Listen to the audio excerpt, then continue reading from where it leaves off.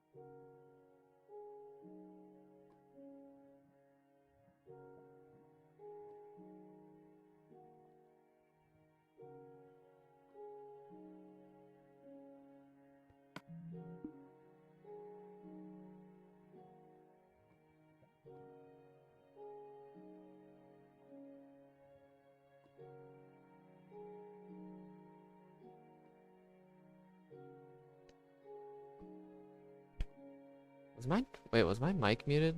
I don't think it was it? I think it was muted.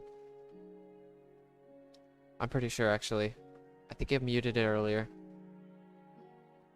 And then I unmuted it, and then I muted it again. Okay, so... What's up, Rafi? I need to get some water, actually. I just did drink some water. But, if Zap, you're still here, I was just gonna mention that, also welcome as well. But, and thank you. But, you're actually my most subscriber. Like, you have the most subscribers of all my subscribers, if that even makes sense. Kind of a weird fact to know, but that is a thing. I'm pretty sure it's like 11,000. I remember that name very specifically because of that. It's super weird to know, but I'm gonna double check real fast because I'm pretty sure on that.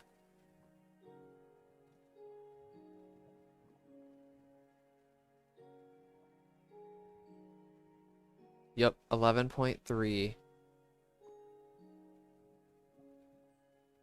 11.3K. I'll say, give me a second. I'm gonna get some water.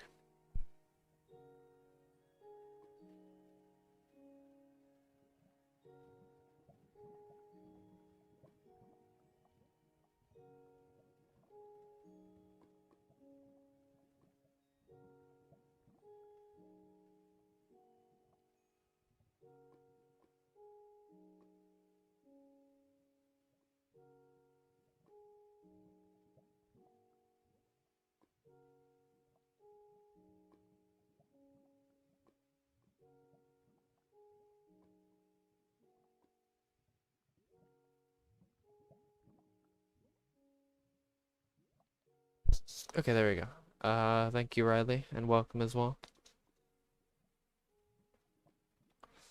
Slowly getting there. I think tomorrow is gonna be the day.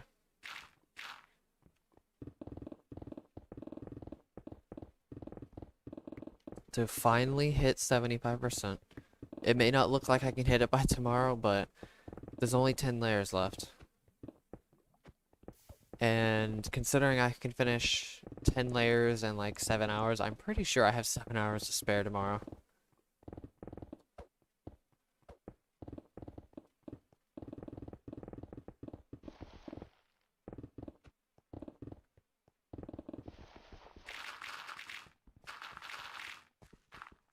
This is it. Somehow I always have these like random facts that pop in my brain when it comes to stuff like that.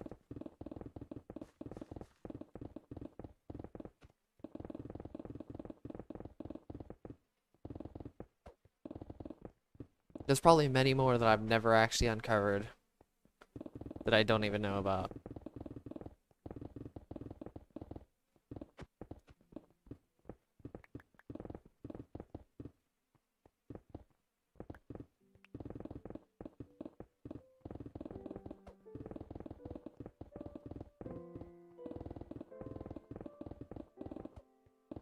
I mean, there's some facts like that, for example, being the most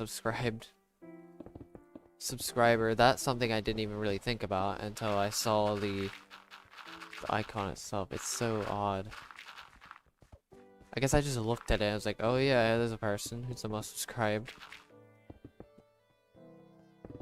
And I randomly, and then when you popped up, it's like, oh, that reminded me. Even though I didn't even really process it that much at the time.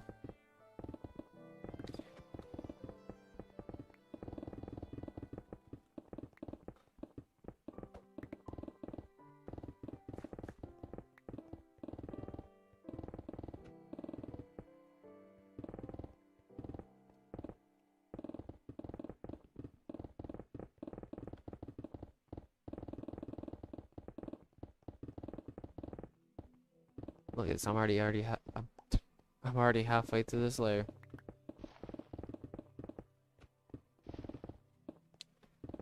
Because, you know, the fastest section in existence, which this is going to be similar to the 100%, which is why I need to make an announcement, And I need to I need to be a bit more precise with my live streams.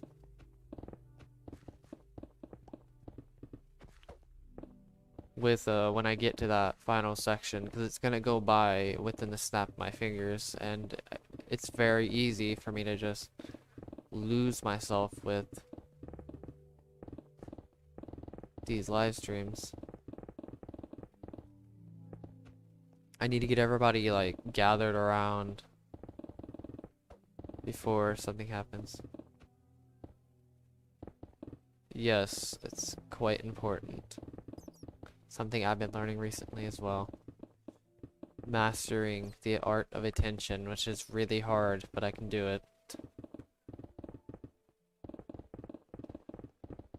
Eventually, I will be able to master the art of attention, even though I have the lowest attention ability to I wouldn't say the lowest attention I mean, yeah, pretty much the lowest attention span, but the lowest ability to utilize my attention. You would think I'm insane for thinking that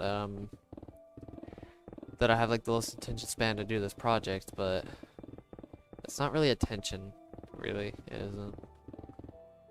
Like, I'm not really putting that much attention. I'm kind of just, it's literally just focus.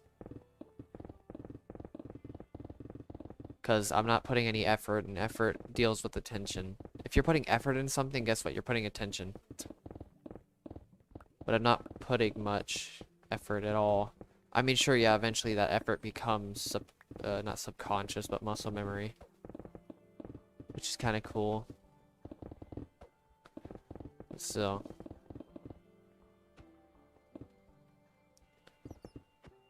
What's up, just games? Probably not gonna do much. I'll see what other people can do, though. I'm probably gonna open this to the public in some ways. Like how I'm going to with the Patreon membership, or yeah, the Patreon membership. I'm gonna make it where it's gonna be open session for a certain amount of time or something. I don't know. Something of that sort. I could do something like that, where it's like, okay, here's anybody who has a PS4 and is willing to do the Patreon membership has a limited time access to actually access the official membership, or not membership, the official world that was originally mined out instead of the Bedrock version or something like that. But you have to have PS4 Legacy. So you can't, you should, pretty much you have to get you had to have had Minecraft, before it updated to the official Minecraft that we know today as Bedrock.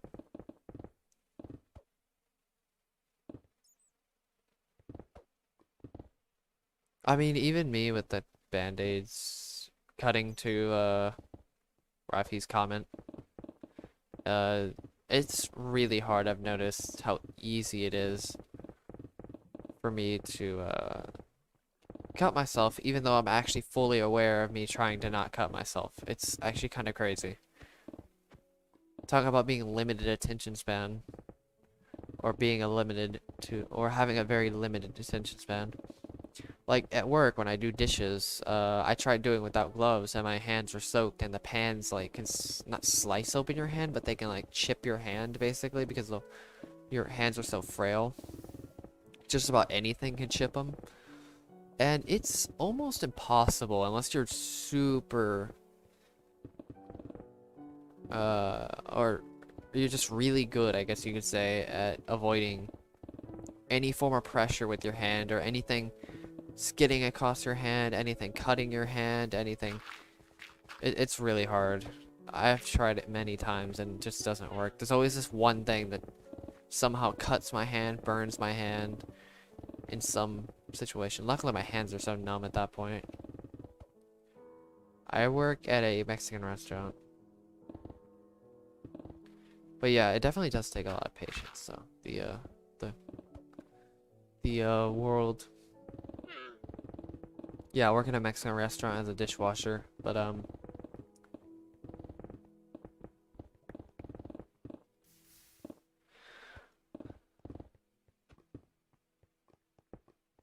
wouldn't even say just patience, it just takes a lot of time. And just in general. I mean, yeah, you have to have the patience to do it, but really I would say you need to understand beforehand what it takes. You need to have the ability to plan out what you're gonna do. You can't just wing this project. I mean, you can wing the actual execution of the project, but you have to at least know, at least to some degree, what you're going to do to mine out the world. I already had almost all of this entire world planned out, and knowing how long it took when I first started. Pretty much almost. I'd say I fully stretched out the plan of it once I got to around 6 million, which is crazy. It's like, oh, I'm gonna mine this section, I'm gonna mine this section, I'm gonna get to a quarter, and then I'm gonna mine another 431 by 100, 431 by, and that's exactly what I did. I mean, sure, some plans did change towards the end, but for the most part, I would say it's pretty sound. I mean, think about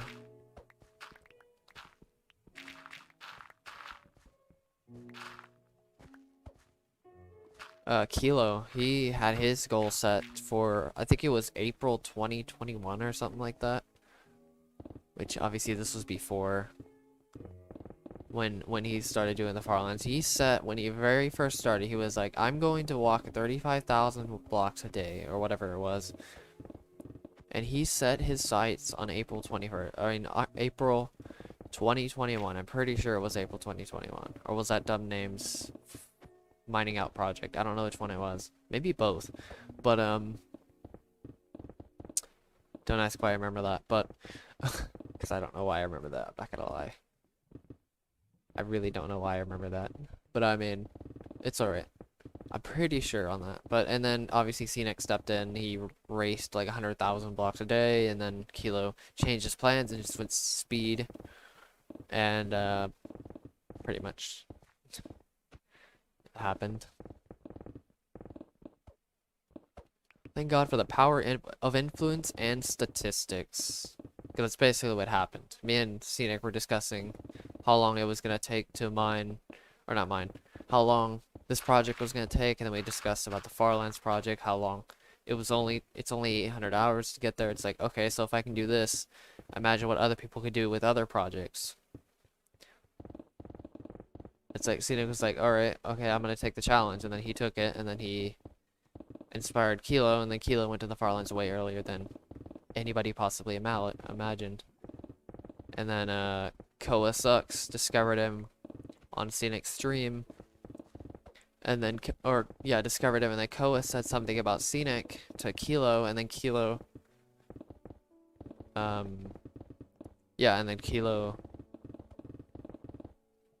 sped up to around over 100,000 blocks a day.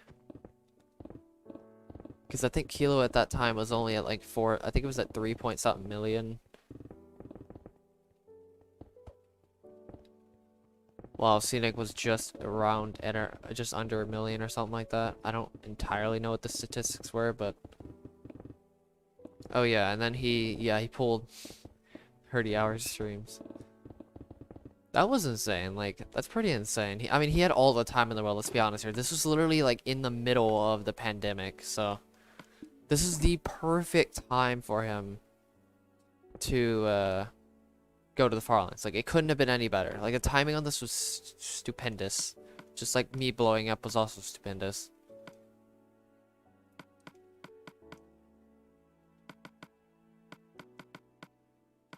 Because that was also in the middle of the pandemic. That was a crazy time. Actually, it was before the pandemic. It was right before it. But I did blow up another time during the pandemic, though, so. Which is weird, because I actually spent more time on this project now than I did during the pandemic, which is really weird. I guess I was just, I mean, to be fair, I was trying to figure out a lot of things, but it's alright.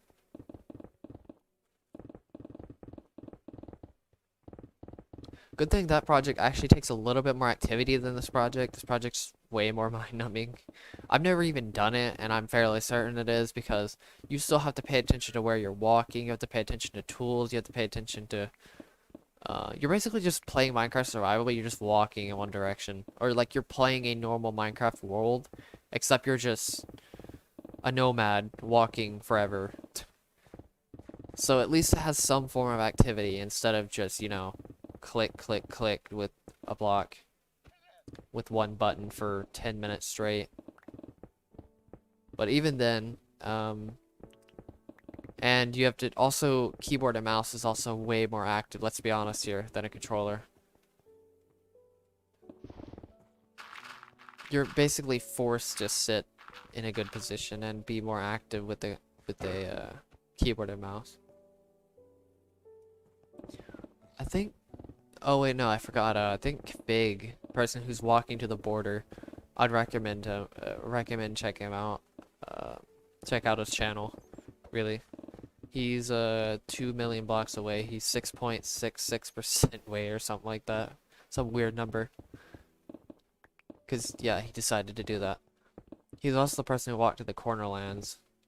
So that's the thing.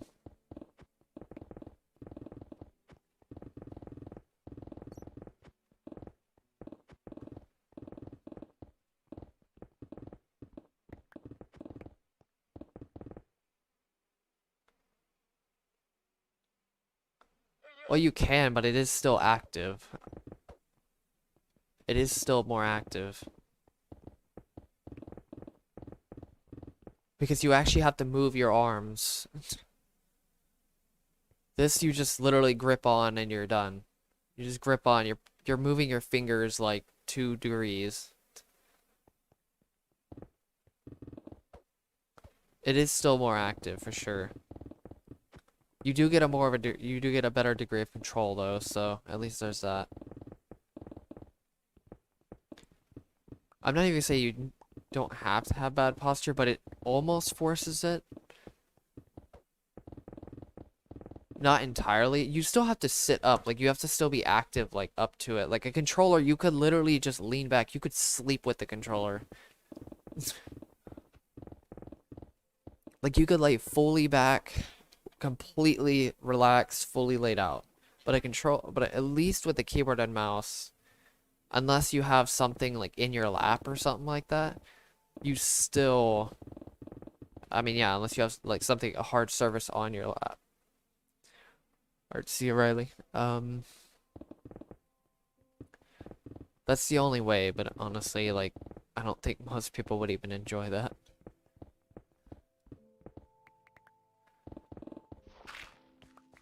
Especially when you still have to be pretty active, especially if we're walking to the far land, especially since you can run into lava like Dumbname did. Or was it? No, that was Mr. Yellow.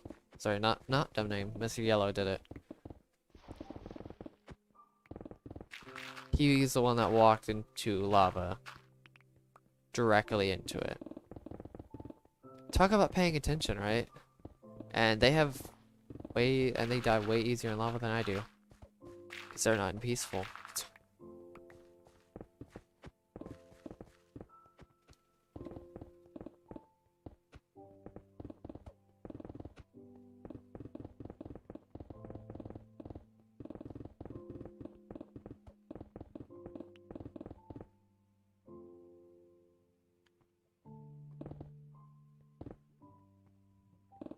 Oh yeah, definitely not.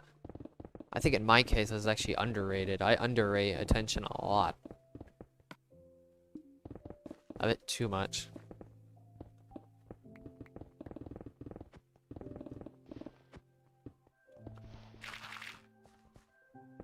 I mean, Kilo is probably an INJ as well. I'm fairly certain on that. And he probably would agree on that. Luckily, he's doing a project that requires at least a bit more activity than this. Or active usage of your time. This is like one of the most passive things you can possibly do.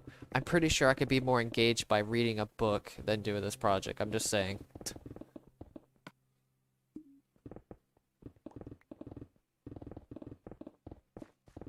I mean any book. I don't care what it is.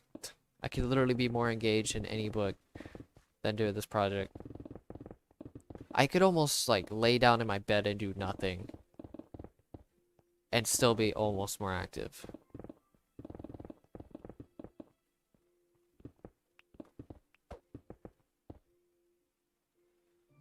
Yes, it is. It is a pain. Also, it keeps you on edge constantly as well, because attention deals with relaxation. Also, that was very fast. Holy Jesus. But, yeah. So if you lack attention, you're pretty much going to be on edge most of the time, because if you don't have any attention, it's kind of funny how people say they have no attention even though they have all the attention, but they lack the focus. It's kind of funny how that works, but how they mix up focus and attention. Because focus is putting your sights, your own willpower, your own sights into something. Or attention is having other people put your sights into something.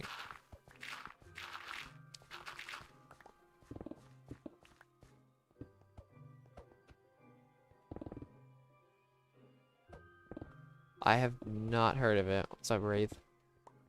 The rarest mob spawns in the overworld? I've never heard it. Yep, never heard of it. Like if I sit back and I have bad posture for at least 30 seconds, I'm probably gonna doze off. That's how bad this project is. And at work, I'm perfectly fine.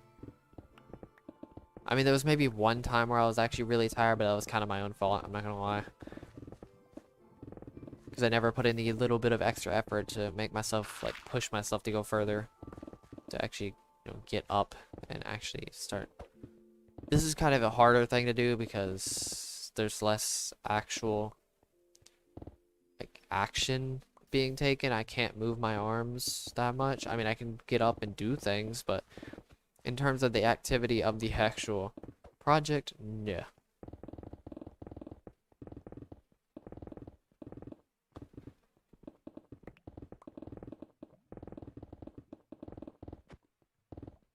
Just like how my friend thought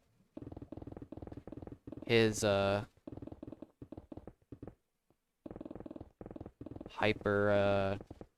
hyperactivity, what is it called? Shoot, I forgot what it was called for some reason.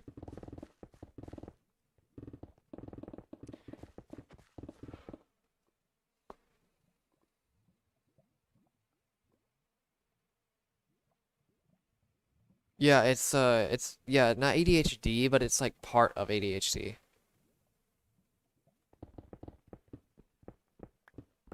I forgot what it was called for some reason.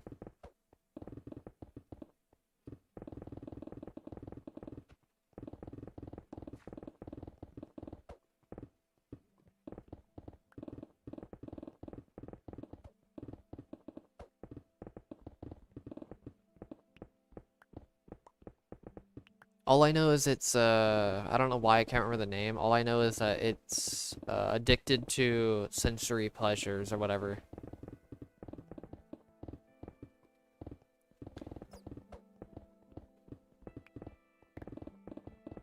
It's like impulsiveness almost. And he thought it was the same thing as my hyper focus. It's like, nah, nah, nah, nah. Nah, definitely not. That is not the same thing. I told him I have this super high laser focus. Like, it's like, I have the same thing. No, you do not. So you do not. I'm sorry, but you do not have the focus. You literally have the focus of like a little child, because, you know, SI child, attention, INTP, focus, attention, stuff, you know.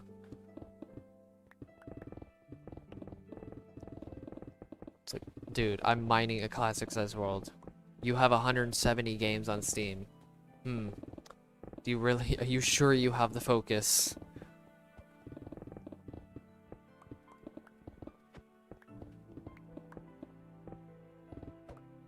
You have attention, like you can utilize attention pretty well, or it can.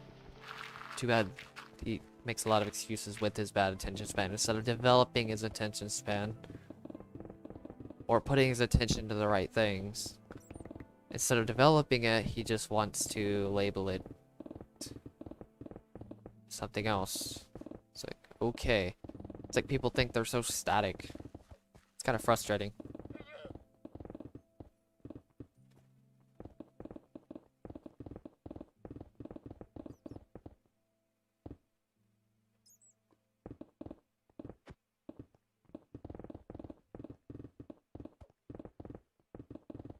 It's like how many games I've played, like maybe 8 games total, and that was when, and 3 of those games were in one time. Yeah, it was a weird time. Maybe not 8 games, but it's pretty close to that number. I mean, there were probably some games I played for a very short period of time, but for the most part, I got bored of them and just left them immediately. And then I was good. But it's close to 8 games. I would say I really just put a lot of effort into, or a lot of focus into a couple of games, though. Usually it's like 1 game at a time.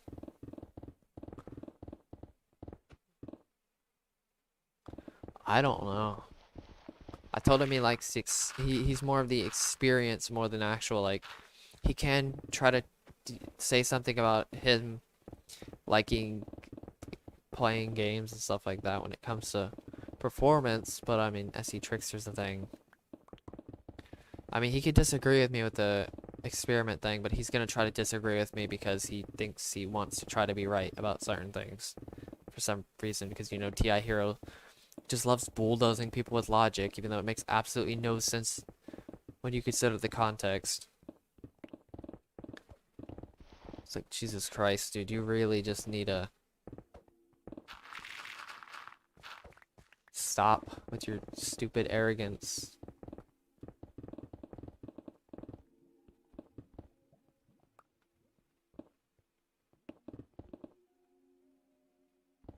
Oh yeah, it is a bit weird with the rain.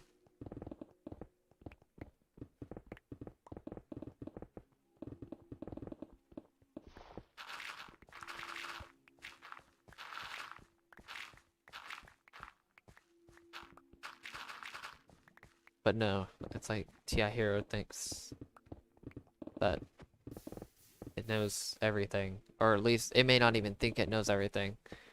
It's just that it trusts its logic so much to the point where it thinks it knows everything. Or it comes off as a know-it-all, even though it really isn't. I mean, sure, it has very high accuracy of logic, sure, but only of what it read.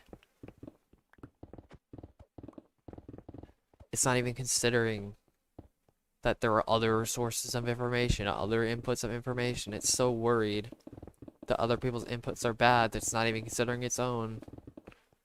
It's pretty frustrating. It's like, Jesus Christ, there are different points of origin.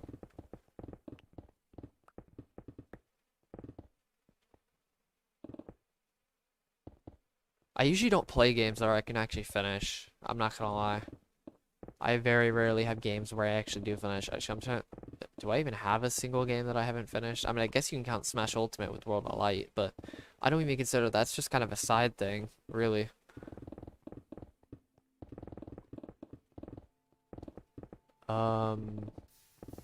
Yeah, I can't really think of a game where it's like really finishing the game.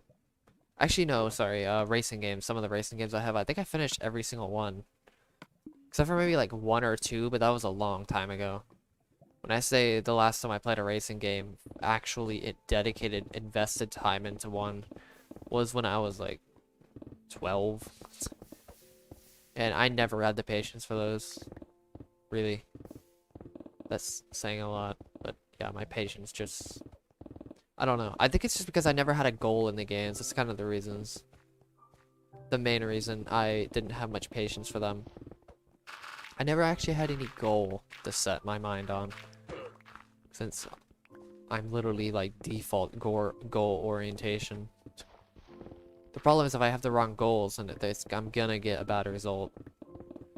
Or a wrong result in other things I should probably be setting my goals towards. So I have played, I think, every single Gran Turismo except for Gran Turismo Sport. Because that's when I got out of racing games. I think I got out of racing games right after, like, fully got out, like, completely left the building of racing games. When Gran Turismo Sport was starting to release, or was being announced. And then, never played too much Forza. Little bit of Forza Horizon 4, but that wasn't that much. I played quite a bit, mainly Need for Speed and Gran Turismo. Mainly those two, I would say. Oh Jesus, why do I keep hitting the inventory? That's weird, but the inventory button.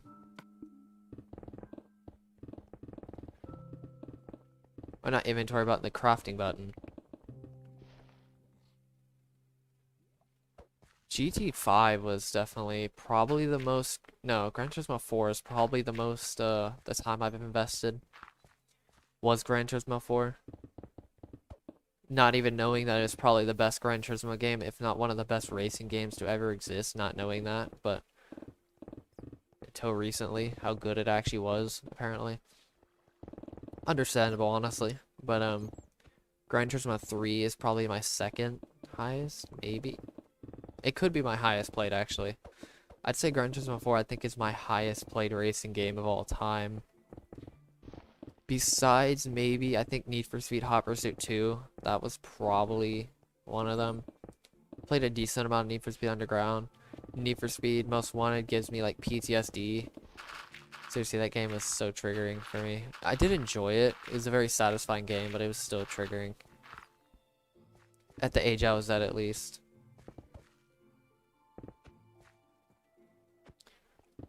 It's very understandable, GT4. GT4 just had so much content. I did love the content of GT4 versus any other racing game I ever played.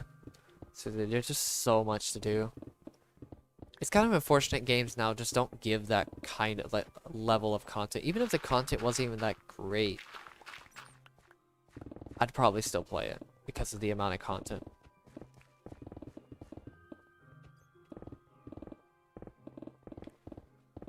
It was only triggering because of the stupid thing where if you get busted twice, you get like arrested, then you restart.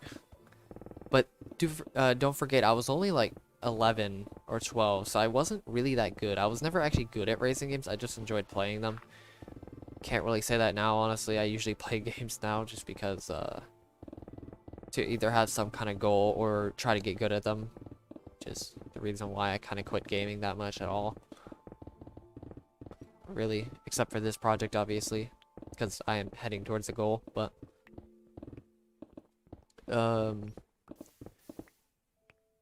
that was the triggering part, was the fact that they actually had a mechanic where if you get busted 3 times and you actually get like a fully arrested, yeah, you know, I didn't know that until after I got arrested, unfortunately.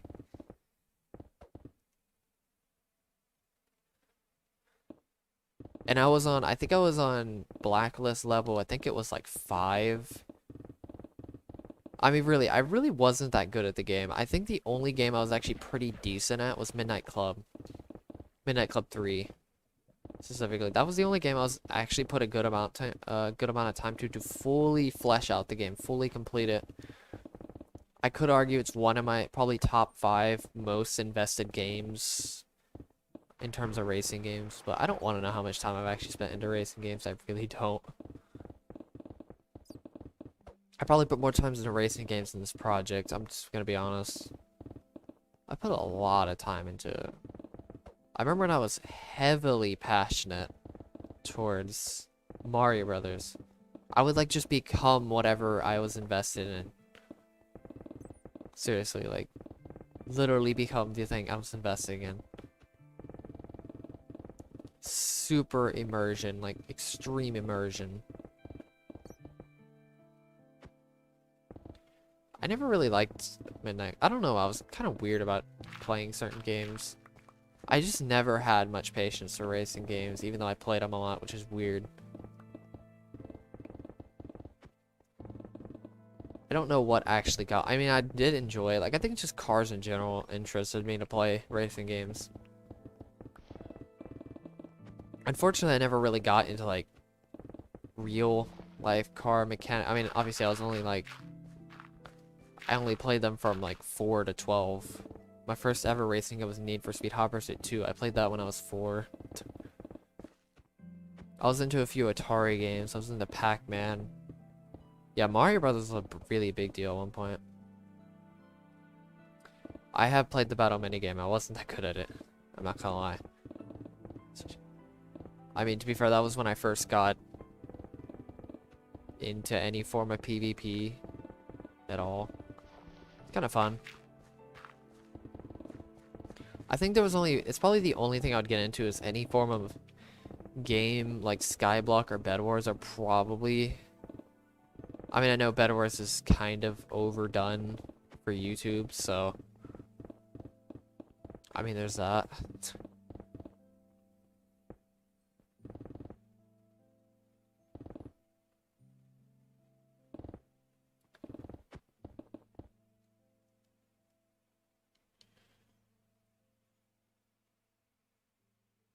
But yeah, I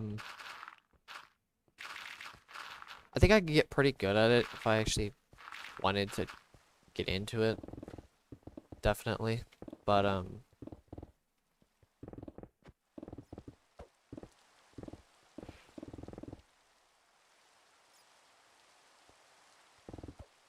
what's up, George? I mentioned around February of next year. That's what I pretty sure I can finish around. If I can finish to the end, if I can finish before the end of the year, then sure, but I really don't think that's gonna actually happen. I'm gonna be genuinely shocked if I can finish before the end of the year. I don't think it's gonna happen though. I think the days are just going by too quick. I just don't think I have as much time as I think I can.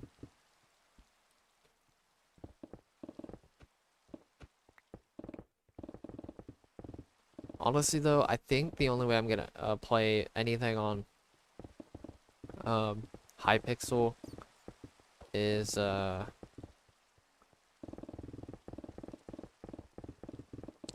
if I get better internet or better internet. It's that really fast, but if I get better internet, that's the only way.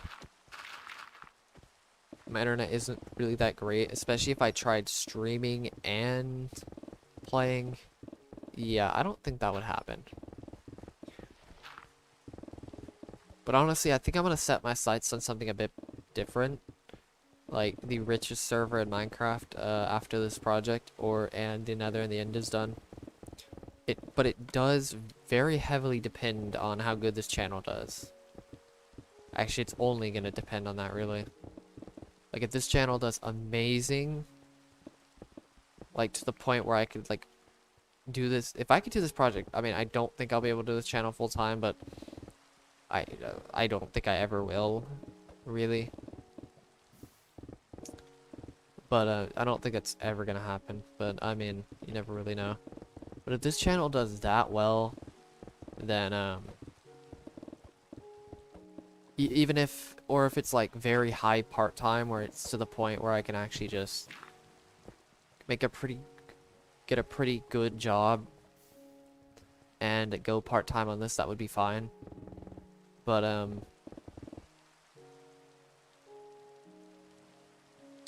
that's pretty nice, not gonna lie. You know who's actually really good at it? Is IBX Toycat. For some reason he's good at like everything. And when it comes to like mini games, he's apparently pretty good at PvP. I mean, pretty good is pretty subjective though if you think about it. But if you think of the glide minigame, he's really good at it. I think I could be pretty good at it now because, I mean, I've had plenty of elytra practice with this world. God dang it.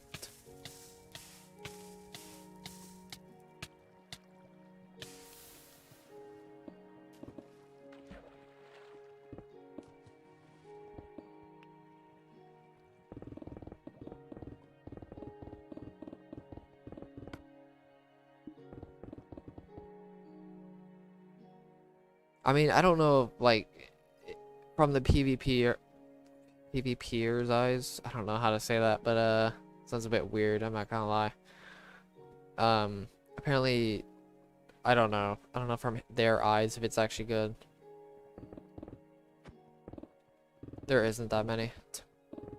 Because, I mean, Bedrock is the hype. I mean, to be fair, it is like the official, in air quotes, version of Minecraft.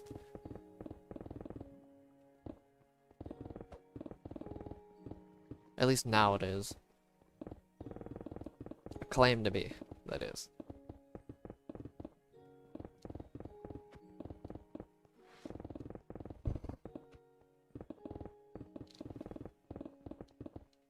But yeah, it's a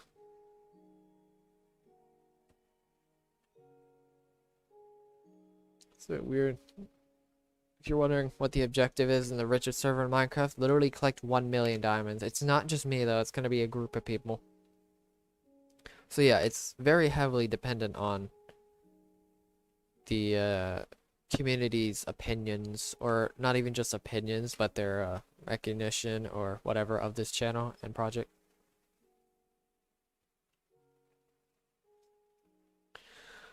The battle minigame was pretty hype, not gonna lie, when it first started coming out, or when it came out, or even announced.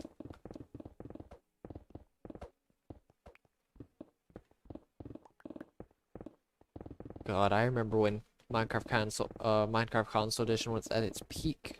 I would say it was at its peak before the new generation came out. I think it was at its peak around Xbox PS3 days, or Xbox 360 PS3 days. I think that's when it was at its peak, really. Just kind of like how Minecraft mods were at its peak at a specific time, way before the newer versions, like 1.7.10 and 1.8. That's when 1.6.4, 1.7.10, and 1.8 were the peak. And 1.8. There's 1.8, 1.7.10, and 1.6.4 were the peak of Minecraft mods, let's be honest here.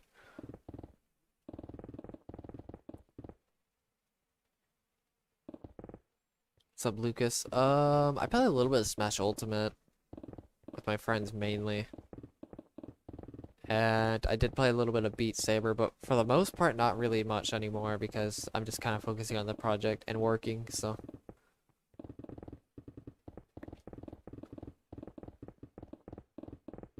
I'm gonna be even less busy to do other things when I get to Nether Massacre, because I think I'm gonna have work, I'm gonna have Nether Massacre, and I'm gonna be focusing on programming as well at that point.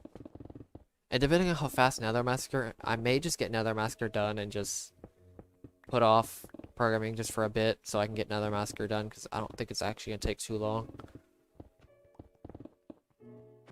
I mean, the Nether looks way more intimidating than it actually should be. I mean, it is the Nether, so.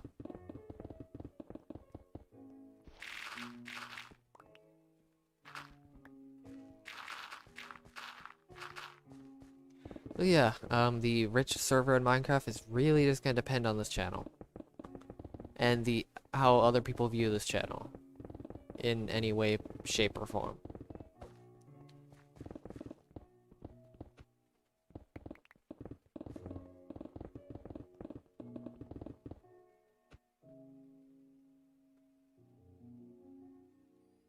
I think it's possible to do it in a lifetime. I'm pretty sure it is. It is possible. In their entire lifetime, I'm fairly certain. If I could do this you could do this project in 2 years by yourself. Even with a reasonable amount of time, you could do it with 2 years. But this is insta mining. But I mean, if you literally spent your entire lifetime, like 60 years, 60, 70 years, if you don't count like if you started from age 20 and you started mining from 20 up until you're like 80, then I'm pretty sure you can. I think even realistically you can, but I mean, who in their right mind would do something like that for their entire life? Even realistically, I don't think it'd be possible. I mean, it is possible, but I don't think it's feasible to actually want to do in any shape or form.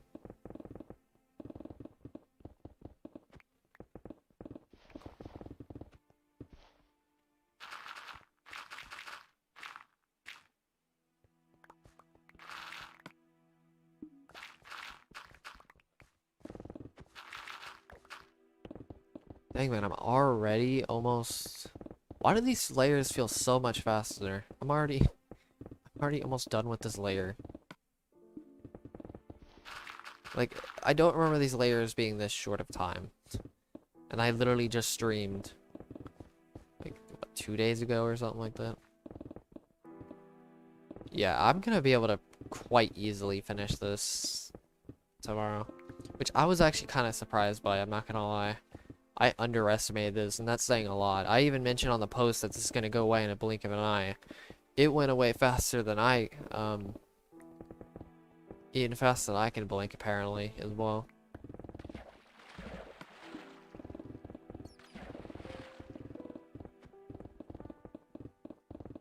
I will make an announcement as well. I mean, I could do it. It just, I just don't think it's really valuable, I guess. Even this project you could even consider not being very valuable, but apparently 2 years ago it was. Or not 2 years ago, a year and something ago. But if you said for the first 2 years of this project without any recognition, you would say this project's completely invaluable, but apparently it's very, or maybe not very valuable, at least it has quite the attention, which means it has some kind of value. Even if the dedication itself is the only valuable part, then so be it.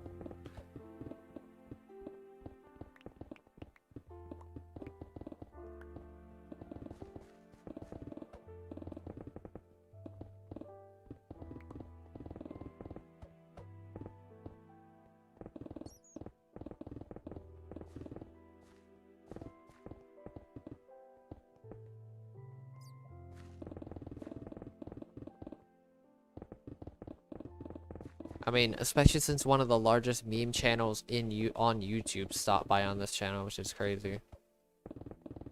Randomly, like, I think a week ago or something like that. It's like, what? How? And just how?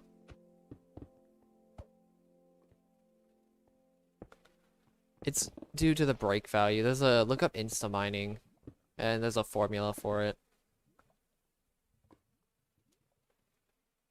It's like it's like a instone. You can't insta mine instone as well.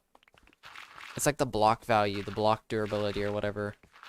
The breaking value, I guess you could say, is slightly higher than a pickaxe with haste 2 than the breaking value of a haste 2 efficiency 5 diamond pickaxe with a haste 2 efficiency 5. Yeah, haste 2 efficiency 5 and yeah, that's it really. I mean, there's nothing else. And a diamond pickaxe. There it is. Diamond pickaxe with efficiency 5 with haste 2. God dang, I don't know why I made that overcomplicated, but whatever. I do that all the time anyway. Slightly frustrating. Mentally.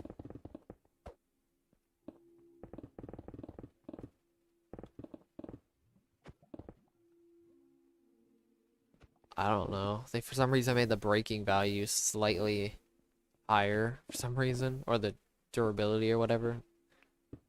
The hardness factor? I don't know. I forgot what it's called. I'll have to look at I need to look up how instant mining actually works mechanically.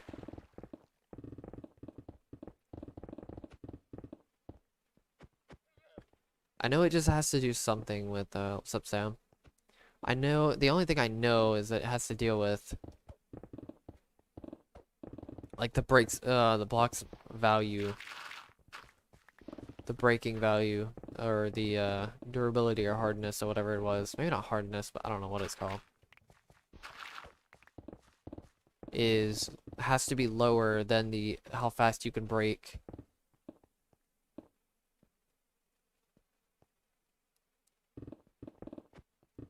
It has to do with the ticks.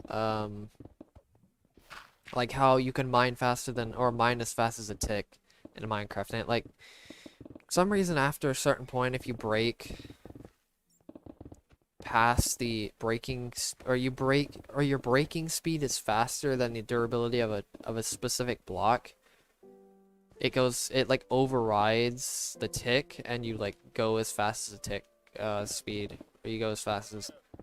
So theoretically, the fastest you can mine with this is zero. You can break a block in 0.05 seconds, and efficiency 5 takes away the what's it called, the delay, the 0.3 second delay every time you break a block. So if you combine insta mining with without the delay, it's literally just, it's absolutely instant. Apparently you can make it go slightly faster. Apparently the nether or blocks can actually be mined slightly faster, which doesn't make much sense, but I mean, I think it has to do with how the efficiency is, it actually makes it go quicker. I don't know. I don't understand. Doesn't make a lot of sense, but I mean, whatever. I don't know if it was intentional to be like that, but I mean, it's alright.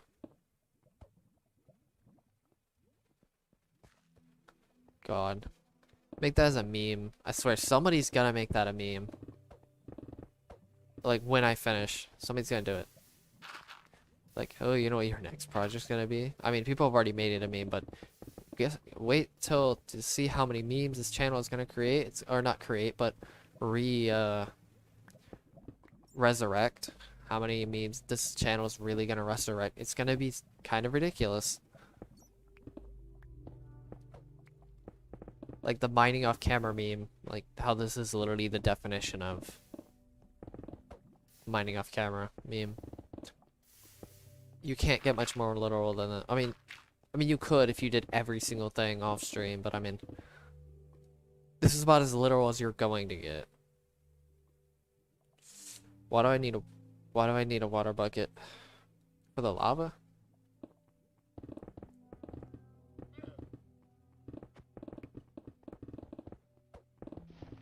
Because if I fall into lava, it's not gonna do much. I mean, I'm on peaceful, so it'll just regenerate.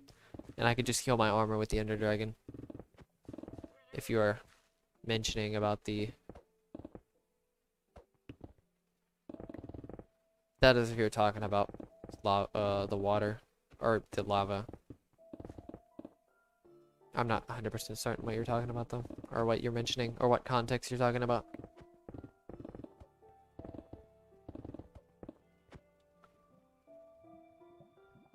No, don't worry. I have a save without exiting. So, it won't matter. As long as I save a reasonable time before. Like right now.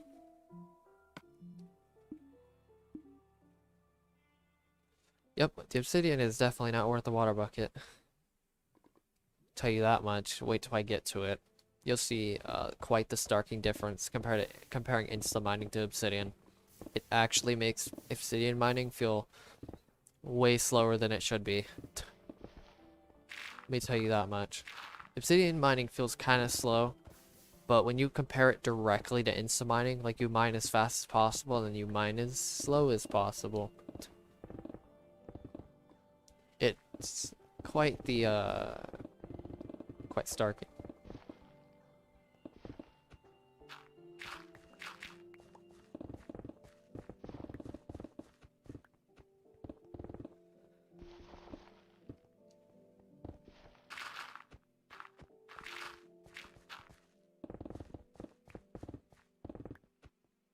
Last layer until I get to all the insane amounts of lava.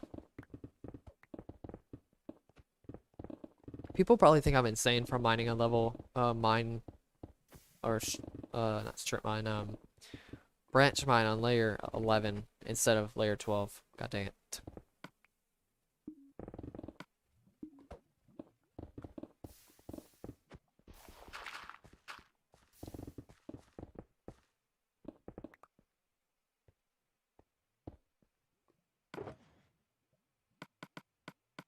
But honestly, I think you still get more diamonds even if you account all the lava.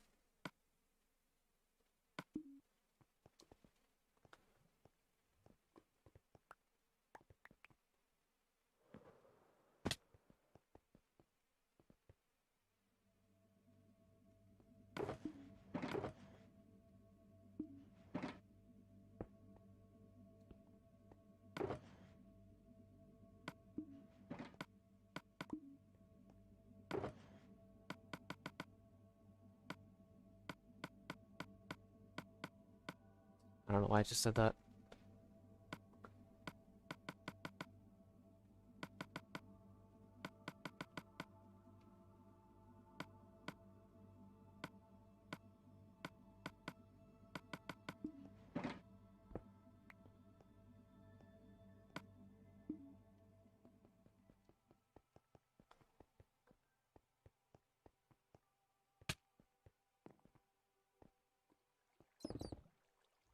Of course.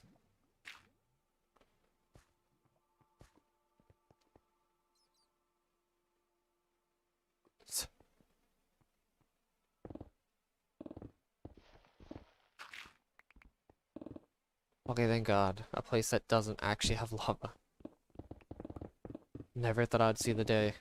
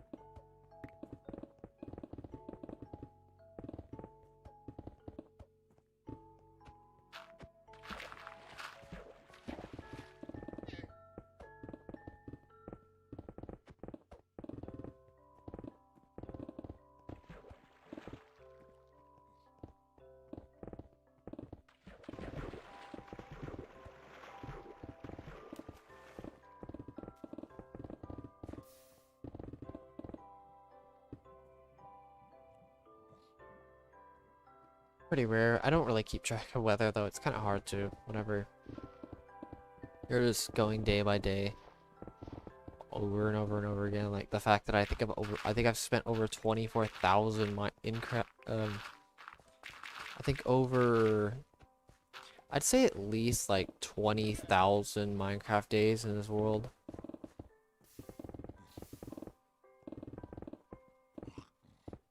I just realized I'm not actually picking up any of the stone to go and get rid of all the lava.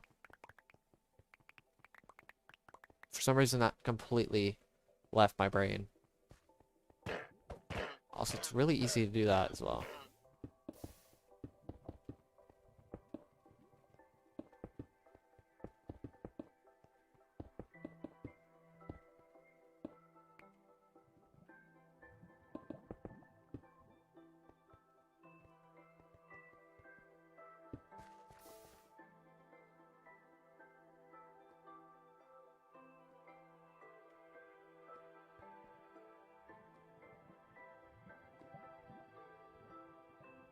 I would say at least 20,000 goddamn Minecraft days because counting AFK, accounting for other games and stuff like that, I'd say it's roughly that amount because I could say I've spent 8,000 hours in this world, but I mean honestly, I don't think I've actually spent 8,000 not counting AFK or 8,000 active hours. I really don't think I've spent that many hours actively on this world. I may be wrong, but I'm quite skeptical on that.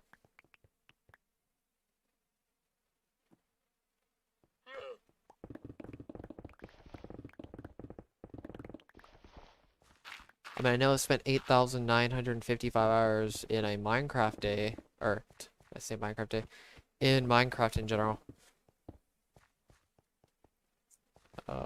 on the PS4, not counting any other versions, but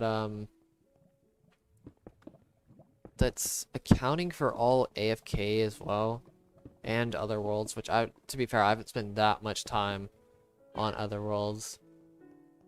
A little bit, but it's not that much. Really, it's not.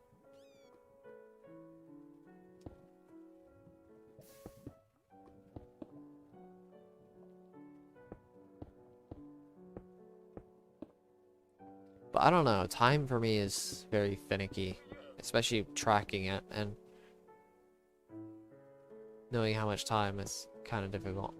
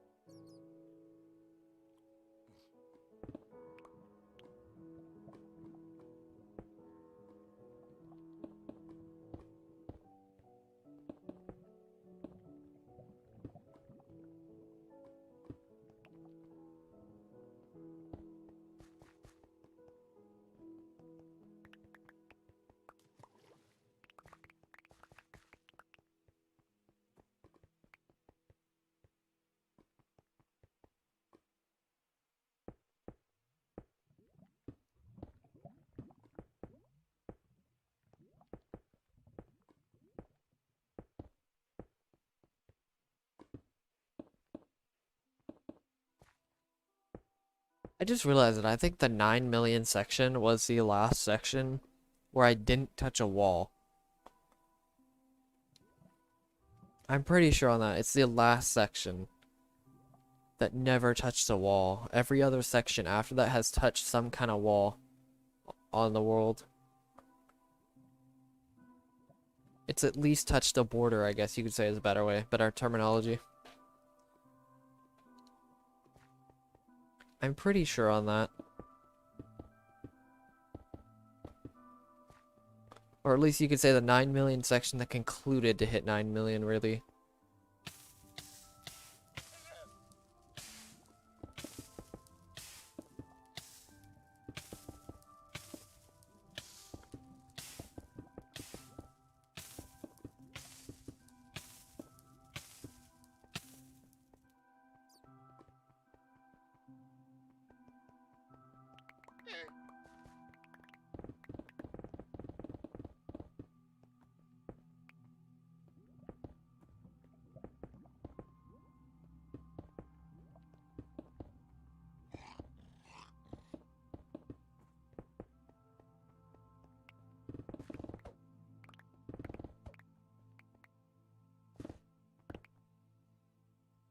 There's definitely not that much at all, but for sure not. I am very certain on that. There's no way.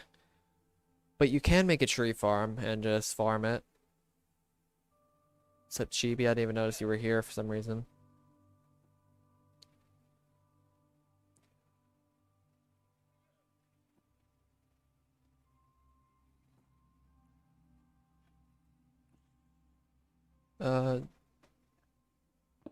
Yeah, for some reason I didn't even notice. I don't know why.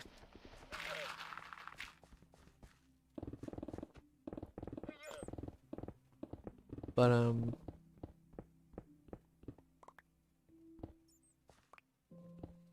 it is possible. It's just, I think the only problem I have with, I don't want to test, I didn't want to test my faith with the luck, not luck, test my luck, I guess, you know what, just go with luck. Test my luck with the, with the amount of chests in this world to lag it. I didn't want to lag out this world. I wasn't too sure if the PS4 could handle this, because even my old base, when I got to it, the base I have right now, it still lags getting to it. So, and that's not even close to the amount of chests I would need. Not even, probably not even a % of chests to store all the blocks, so I really did not want to take my chances. Now, if I had like an Xbox One X, like if I was in the Xbox version, I mean, to be fair, at that point, I probably would have had only the Xbox One at that time, but I don't know. Probably would not be able to handle it. I mean, that probably could handle it, but not the PS4, not the original one. Even the PS4 Pro might handle it, but the PS4 Pro wasn't even out. I'm pretty sure it wasn't even out by that point. So, and I didn't want to spend an extra couple $100 just to buy a PS4 just for this world. So it was kind of an unfortunate decision, but I just don't think I didn't want to test if this PS4 could actually handle that many chests.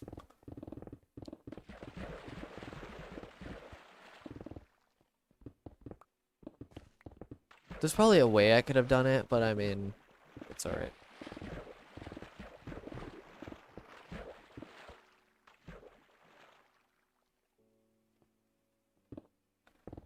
Well, the point of mending is because, so I could keep repairing the same shovel over and over again, so I don't have to make new ones.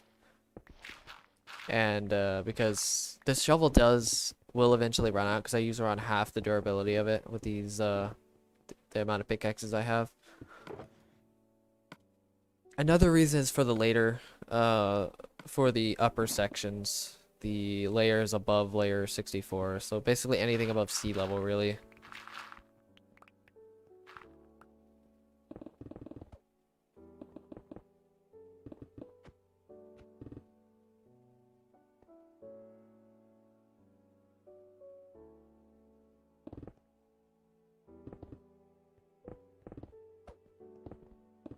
It just makes the shovels easily repairable, and if I need to use a bunch of shovels at a time, I can just go to the end and just repair them again, instead of making new ones.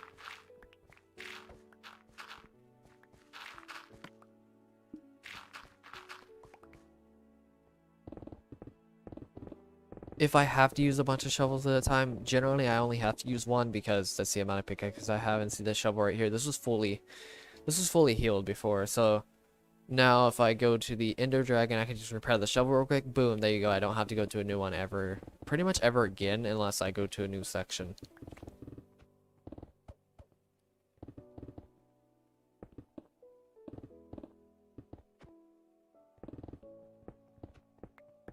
I've been developing this weird head twitch. I don't know why I do it.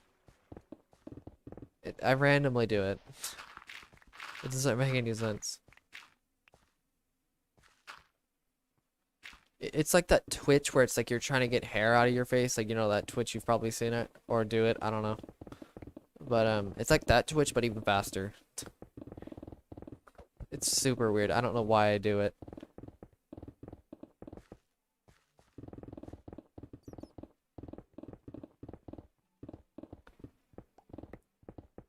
It's probably cringe as heck seeing it.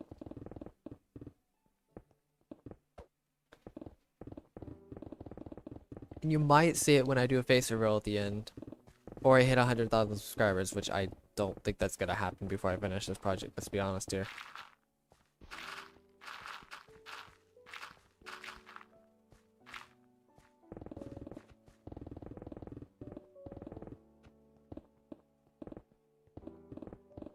I made it unrealistic for a reason. I do have to fix lighting. I do have to mess with lighting and stuff like that as well.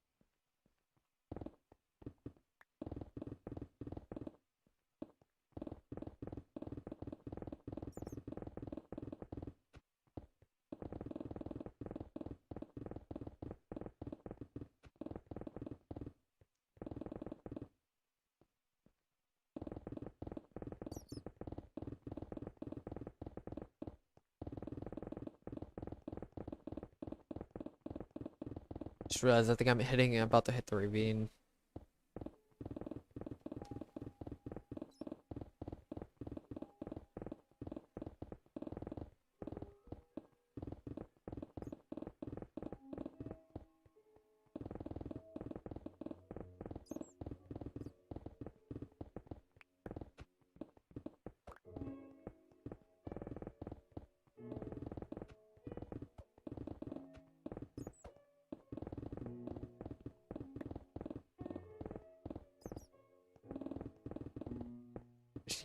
Can't wait to see how much lava in that ravine. Luckily, it's only a small section, so. Or likely it's a small section, so there's a very limited amount of lava that will be spawning here. Or that is here, I guess you could say is a better way.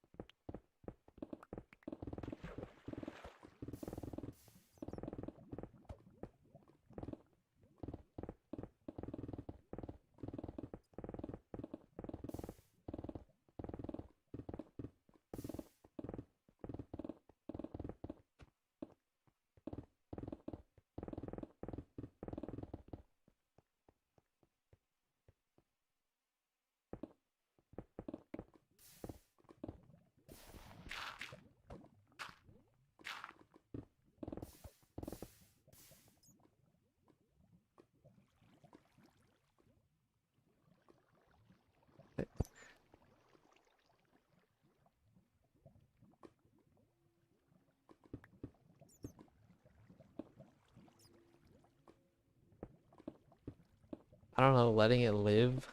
It's probably... I don't know. I really don't think so. If you can figure out a way, then, good luck.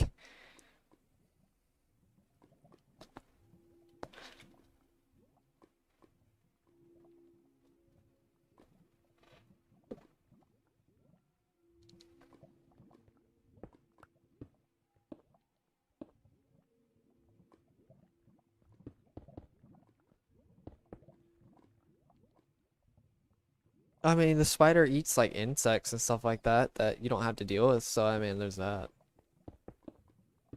Not really eats the insects, but you know what I mean.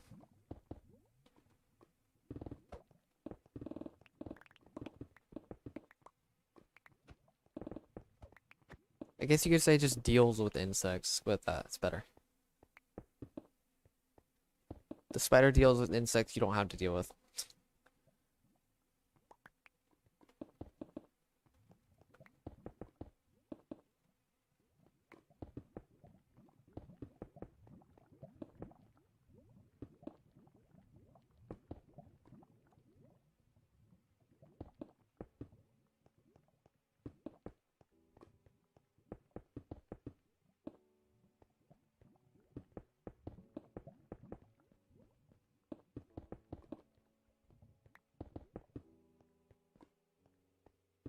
That makes it even better.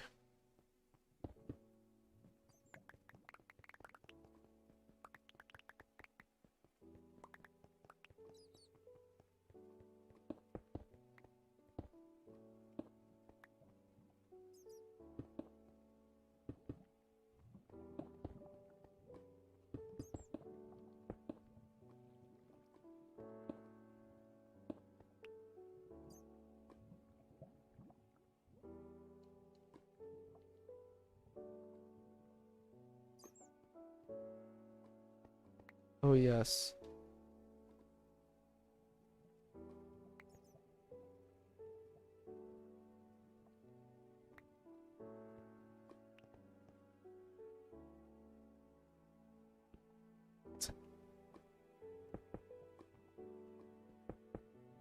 Dang, why are you yelling? Jeez, just a...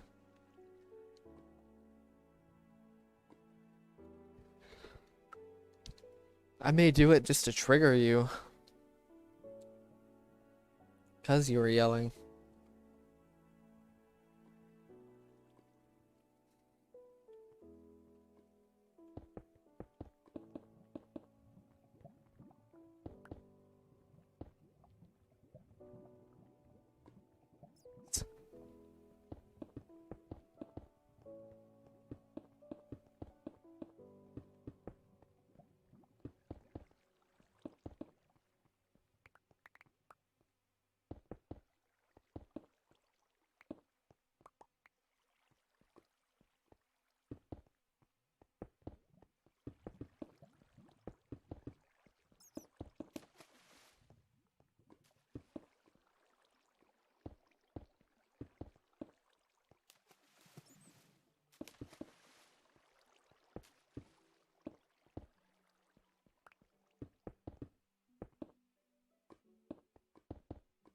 That works.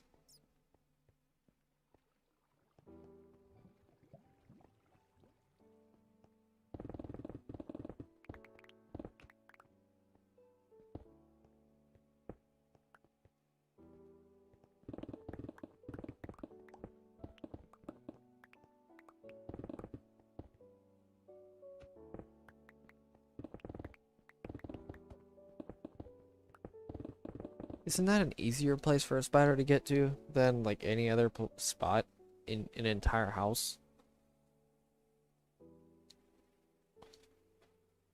That would seem like a very easy spot for a spider to get into.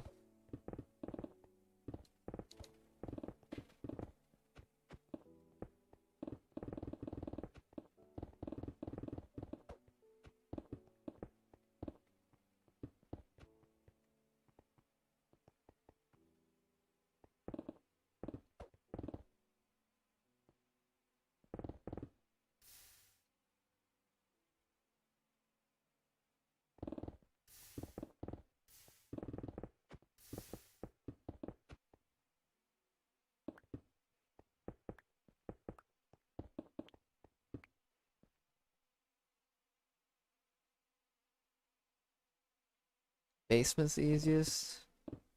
Wait, how would you know if it's the easiest for a spider, though?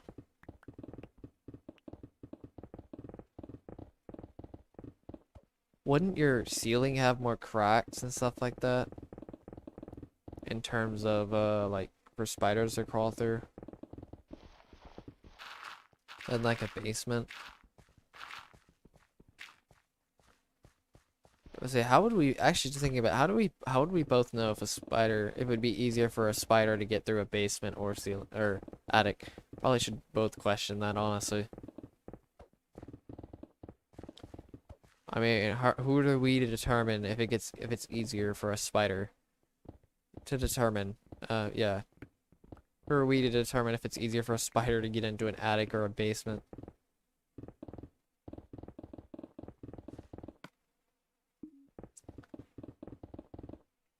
That's the real question here.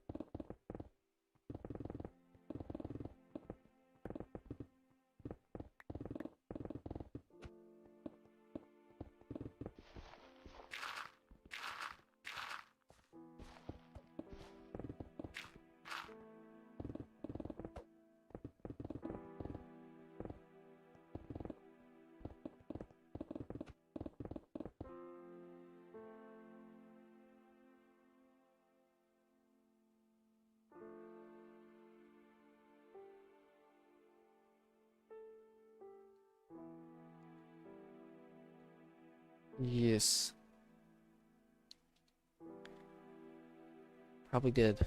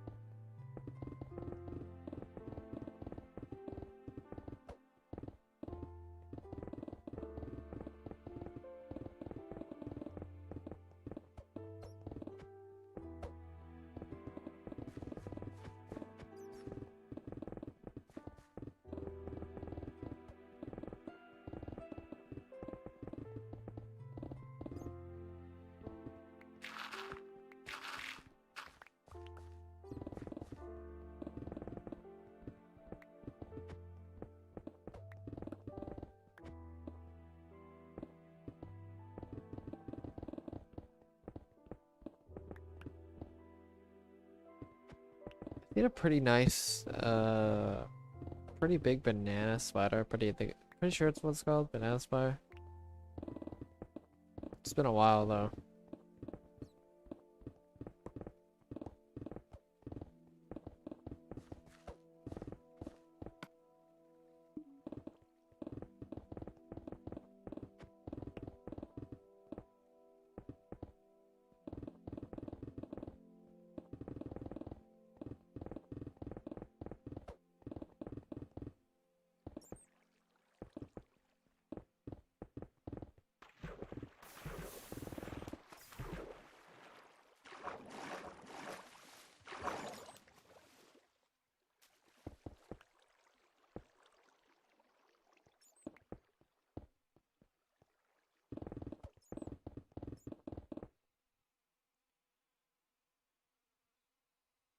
Chew.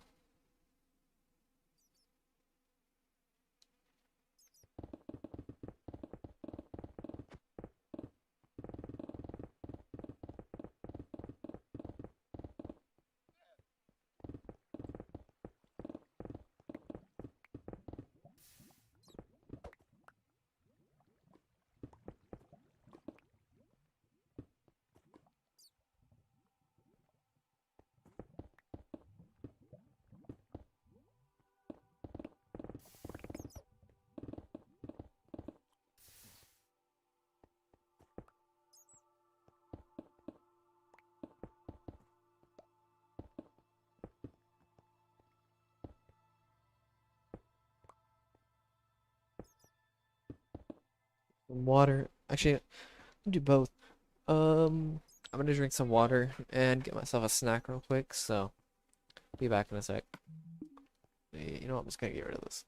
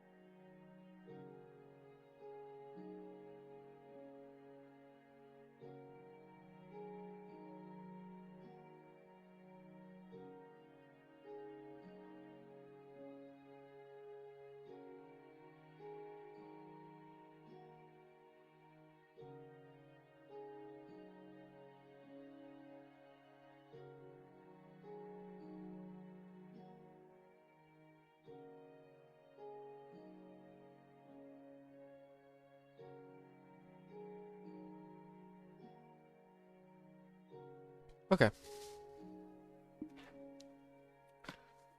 Let's continue the section, which I think there's only 8 layers left, which... Yeah, there's 8 layers. My god, that lag. What is... seriously, what is lagging me over here? Is it that cursed structure?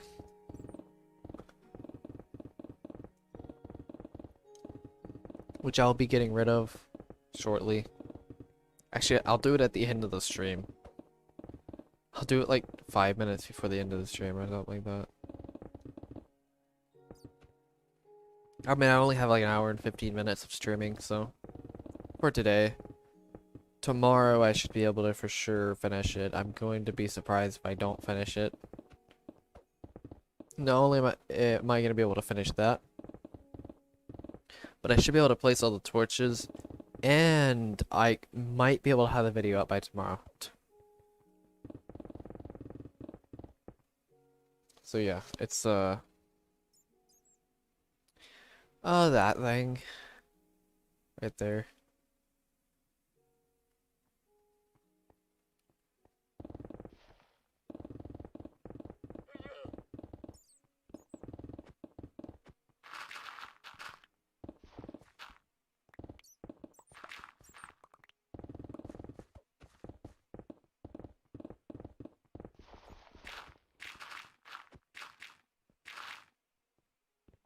I wonder how long I've actually been doing this section for.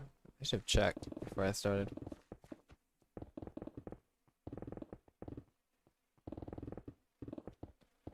I wonder.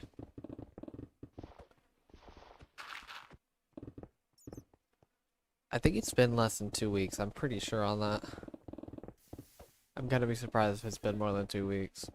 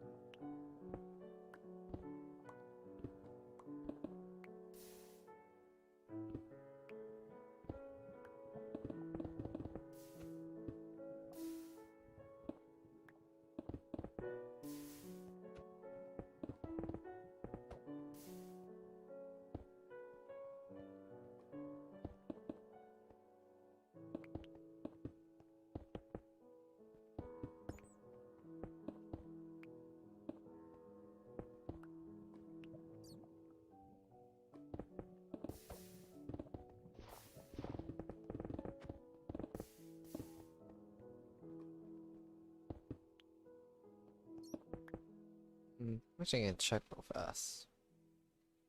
Also forgot to do Streamlabs.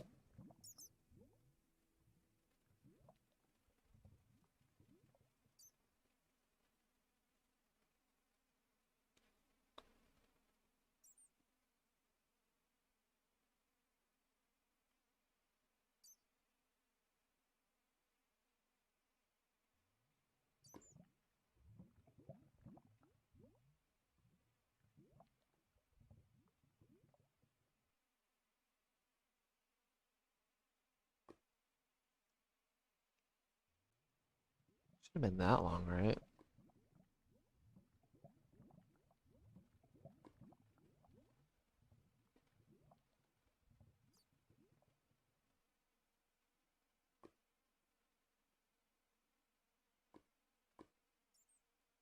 $12 days. Yep.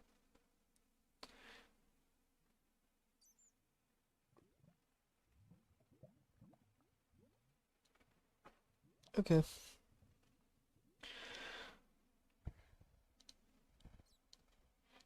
Understandable. Dang, I'm gonna finish this just under 2 weeks.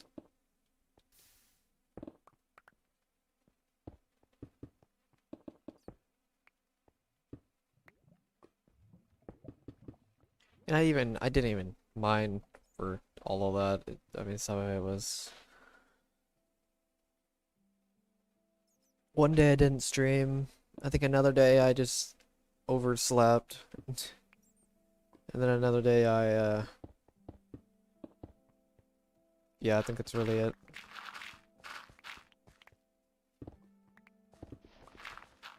Funny part is that day I overslept that night, I memorized every single tool and armor durability. I'm pretty sure I already mentioned this though.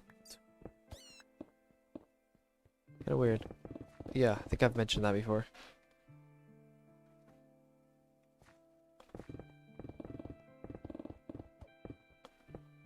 Which is, it took a while. It took like 20 minutes just going through all of them and saying them out loud to like distinguish each of the durabilities.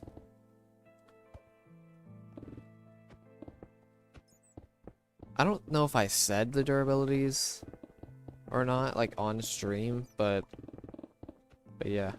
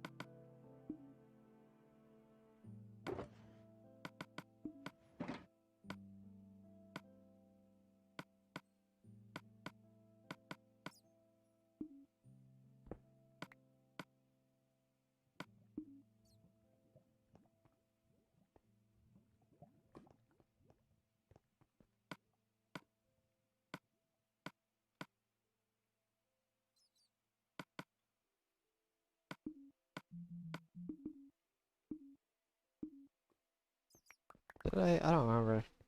I may say them again if anybody's curious about me memorizing all of them. Yeah, no, I think I did. I remember saying like random. I remember saying them like random numbers with the durability.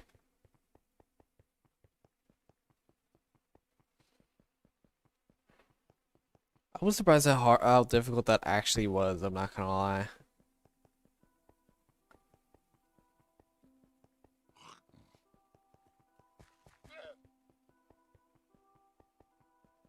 Like actually fully remembering them, not just like casually just maybe kinda.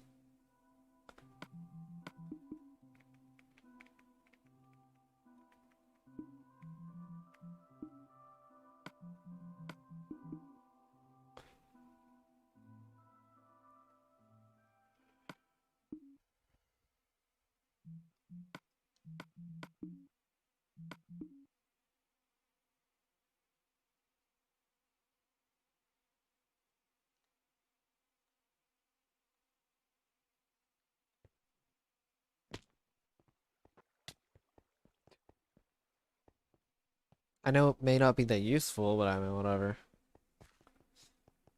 Like knowing the fact that that leather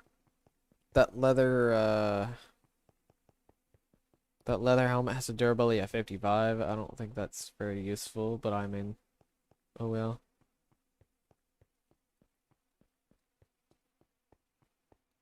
I mean, I don't think memorizing any durability is really that useful, let's be honest. Maybe like a pickaxe or a shovel, maybe the only exception really.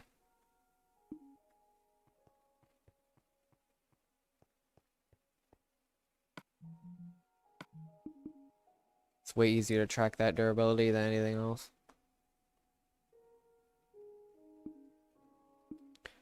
Or that a turtle shell helmet has a durability of 275.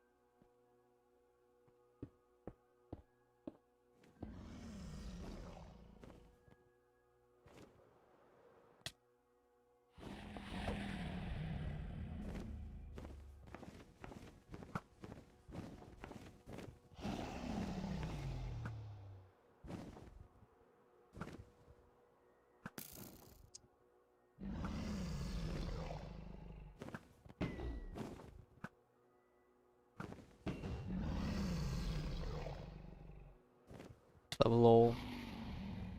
I've probably killed over at least 700 dragons.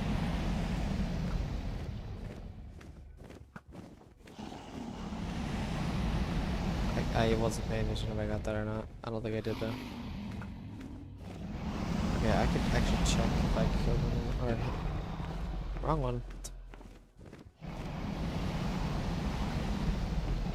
Oh, got it somehow. I just hit myself. No, I didn't. God damn it. Disaster of a...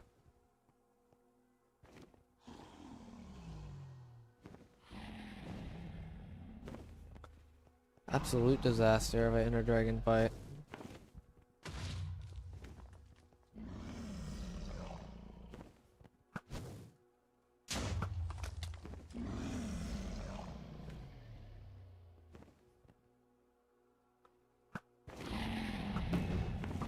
My aim is off again.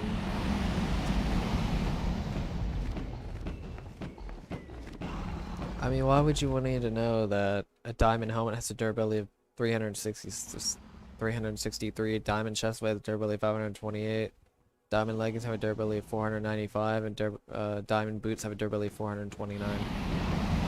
I mean, for some of those answers are kind of dependent on who you ask, but I don't know why you need to know that, but whatever.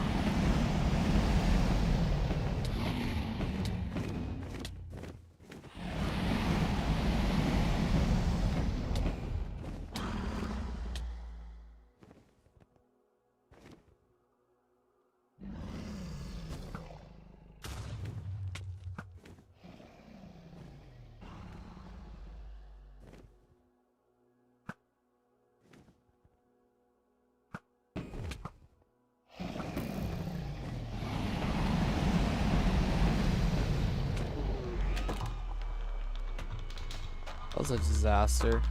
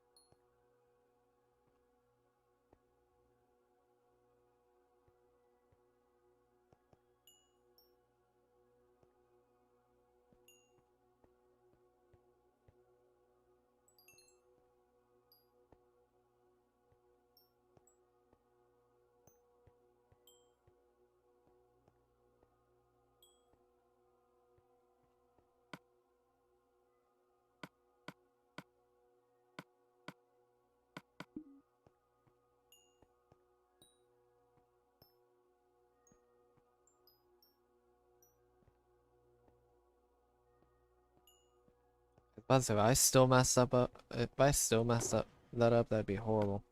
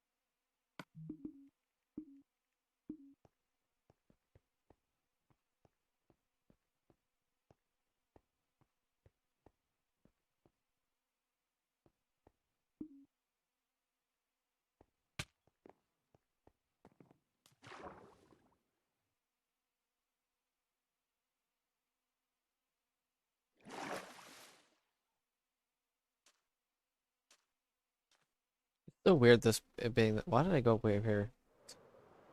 Whatever.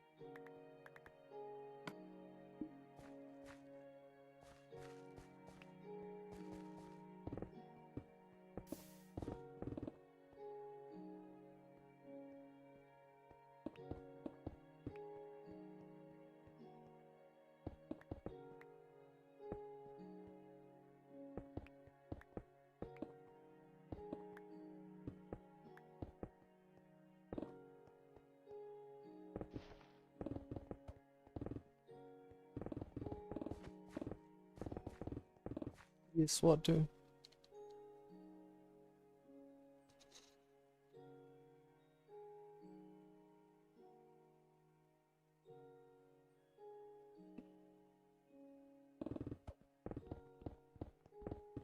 I hope I can finish this layer and then finish one more layer and then I'll be good for today. I know it's a pretty short stream, but honestly, couldn't entirely start. I wanted to start way earlier, but it's alright. It's kind of a good thing actually, because I wanted to finish by tomorrow anyway, so And I'm very certain I could finish by tomorrow, especially since I'll only have 7 layers. 7 layers.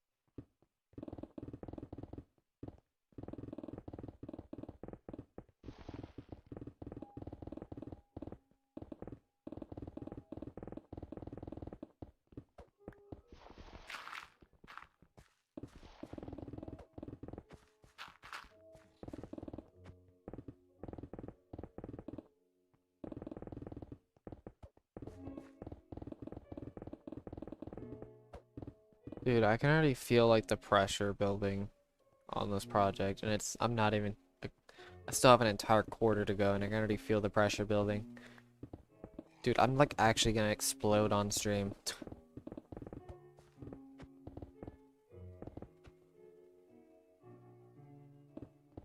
I don't think I'll become fully self-water. I mean, I kind of do it, but I don't know.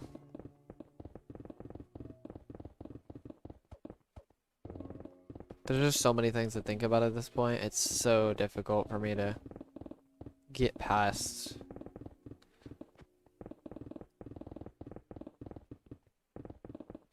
I kind of just drink water kind of whenever. I mean, I try not to let it slip through my fingers at least, but I do try to drink a decent amount at a time as well, so I don't like, don't take little sips and then. I mean, I drink quite a bit at work now because I go pretty quick and I don't have to worry too much about keeping up with dishes. Usually I go quicker than the dishes, especially with the person I work with or this newer person I work with. My God, we like speed run through the dishes. Unfortunately, I don't work with her that often. But when we do work together, we have insane chemistry in terms of work in general.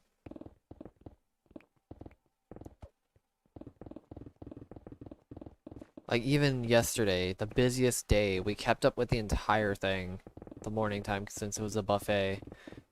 And you know how many dishes are in a buffet.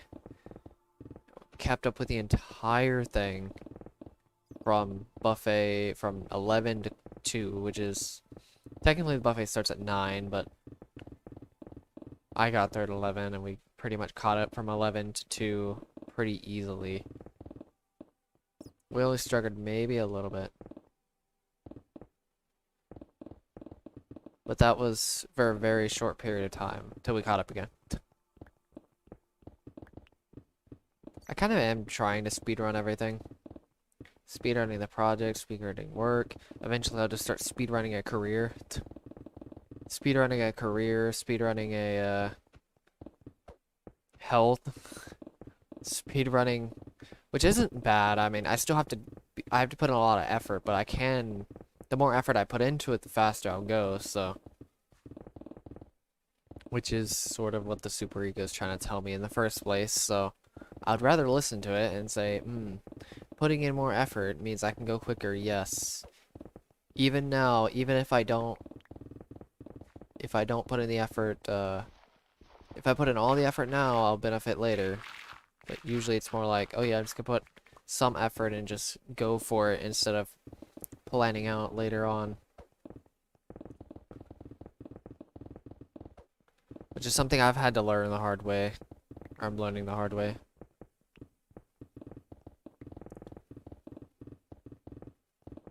I mean, everybody really has to learn their own ultimate truth within them the hard way anyway, so. Because you can't get it any other way. There's no way. It's always so brutal, because you're giving into your biggest strength, and you're trying to develop your biggest weakness. That's basically what all you're doing.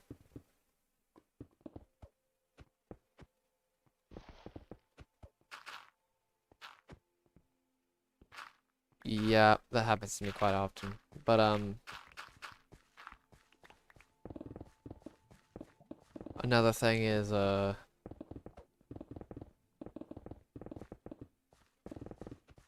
mean, like, you're really just taking... So this is pretty much how you develop, like, mentally. This is how everybody... It naturally develops, but you can force the development. Understand your strengths. Utilize your strengths. Understand your strengths. Grow your strengths. And then... Understand your weaknesses. Try utilizing your weaknesses and grow your weaknesses. Because once you understand your strengths, you grow your strengths. And then once you're good with your strengths, then you can start understanding your weaknesses and then grow your weaknesses. That's literally how everybody develops. That's what you're doing. That's what your mind is doing right now. Or at least as long as you allow it to do it. Which a lot of people aren't willing to take the plunge into the humility zone. They love just relying on their hero all the time instead of actually, you know, utilizing other functions. It's kind of sad. It happens all the time. When I say all the time, I mean literally, it's not only everybody's default state, but most people generally get stuck in it without really realizing it. Or they may not 100% get stuck in it, but they can get stuck in it quite often without realizing it. The only people who understand this type of humility will be able to switch pretty quickly into other things. Like, for example, I have to understand my strengths, which is super high focus, which can be a huge strength. Utilize my strengths. Develop it, and then once I understand my strengths, like understanding empathy. Empathy can be a huge strength. Understanding my own logical child, understanding my own logical side, developing that, understanding that, and then once I understand my strengths, I can understand my weaknesses, and then eventually start growing my weaknesses, like performance, super high performance, seen as a weakness, but you can actually grow it almost stronger than your initial strengths.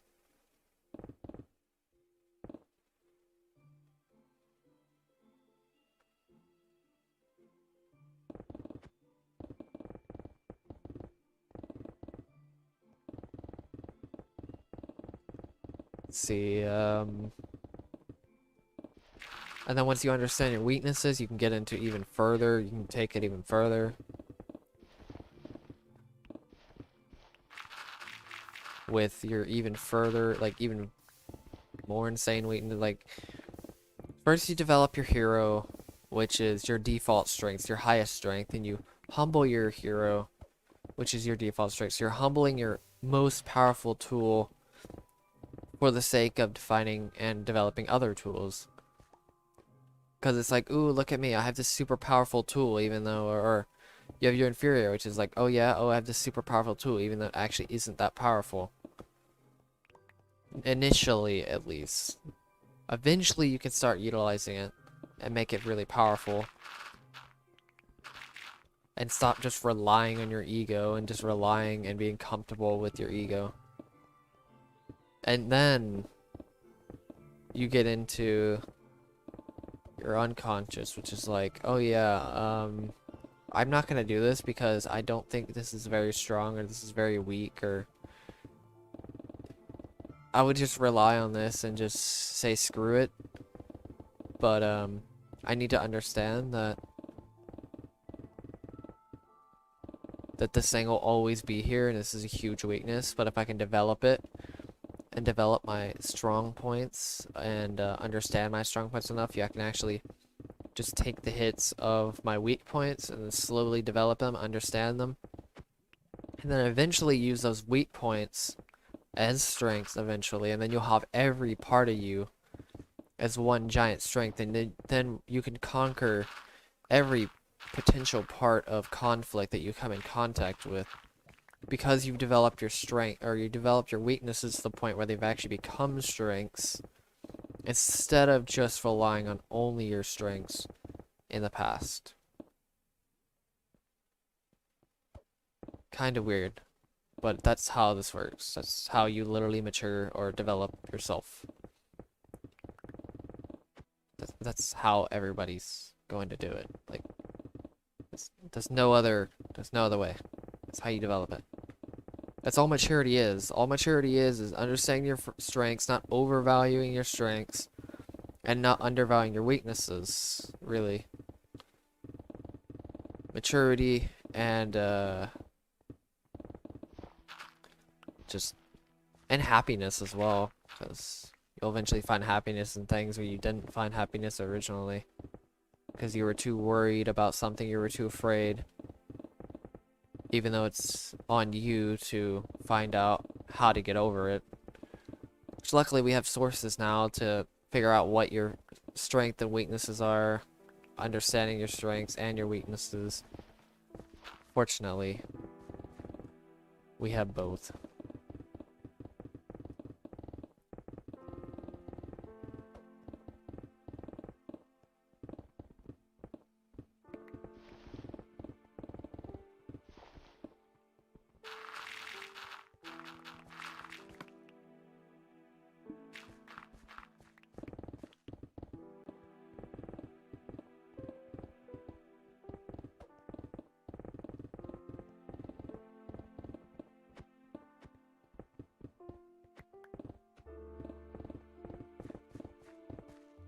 Here's the weird part.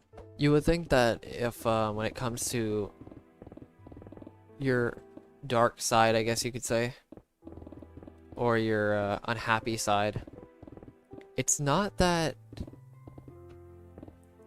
the unhappy part of you, it's not that you're unhappy because you're being fought against. It's more like you're fighting against it, if that makes sense. So, like, you're unhappy, you're worried, forces that are causing you to be unhappy, or you being so afraid. The reason why this unhappiness is because it's not that it's against you, it's that your pride is against it. You're holding on to something. You're holding on to some kind of internal pride. Something.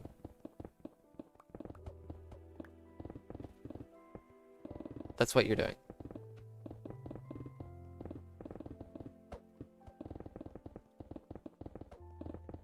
Like, me holding on so desperately to desire and my willpower. But if it doesn't go my way, I get mad because I'm holding on to the hubris of my own mind, or the apex of my mind. Or my inferior function, like me holding on to my like super high performance, even though it actually isn't, even though I didn't actually practice enough to have it be super high, and then it blows up.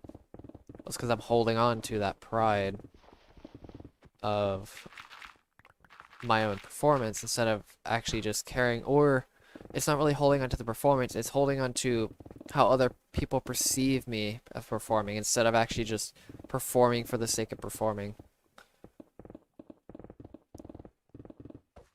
It's too external. That's the problem. People externalize their internal world instead of it just internalizing it for their own internal gain. But that's a super huge, meaningful approach that most people will not take whatsoever. Nobody will understand that. I would say nobody. Sorry, big statement there. Not nobody, but very few people are going to really understand that fact of internalizing your external world, or internalizing your internal world instead of externalizing it, which will make you much happier. I have not found any. It's hard to actually find words when you don't actually know what they are. I may just look up a bunch of words or something like that. I have no idea, and just look at a bunch of synonyms.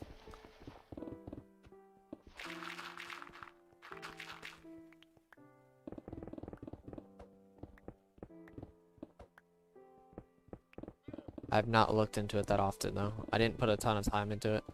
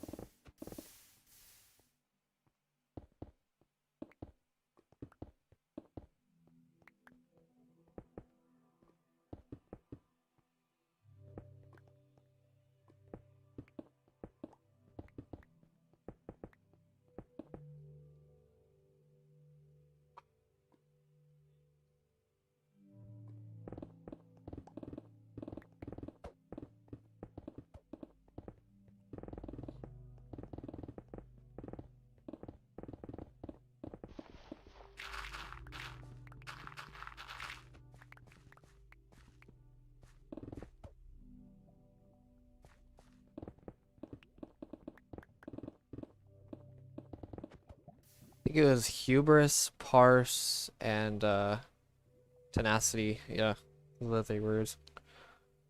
If I remember correctly.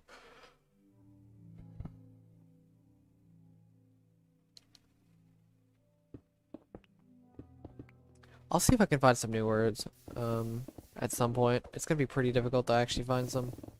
I don't know what sources to use.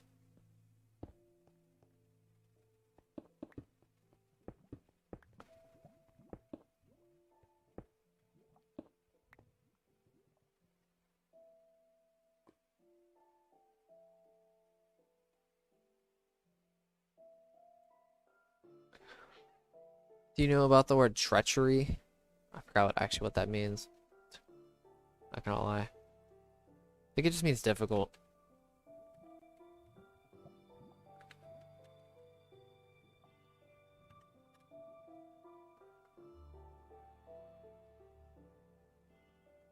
Or something of the sort.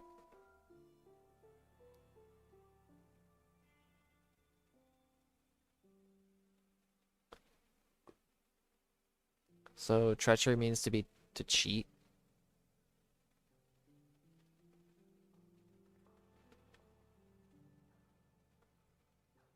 Never mind. I don't know what I'm thinking of then, because there's a phrase called age and treachery beats youth and skill, which doesn't really make much sense since treachery means to cheat.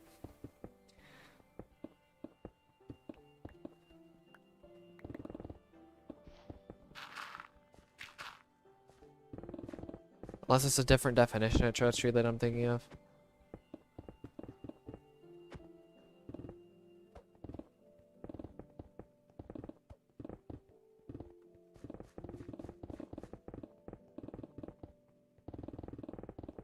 I guess you could just say hard work.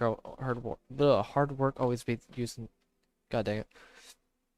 Hard work always beats youth or skill. There we go. That's probably a better way. I don't know why it's called age and treachery always beats youth and skill.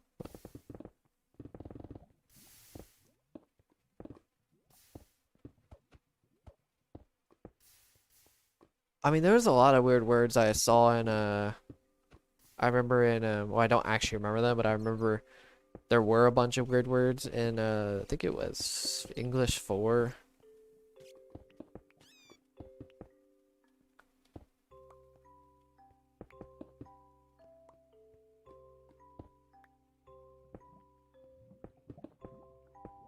Too bad I didn't actually like fully remember them, like fully memorize them.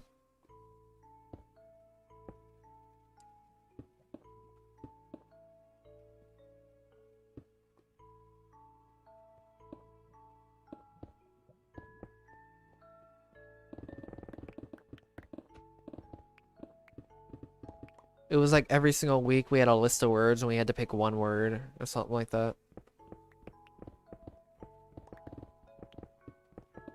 Even though that was entirely pointless.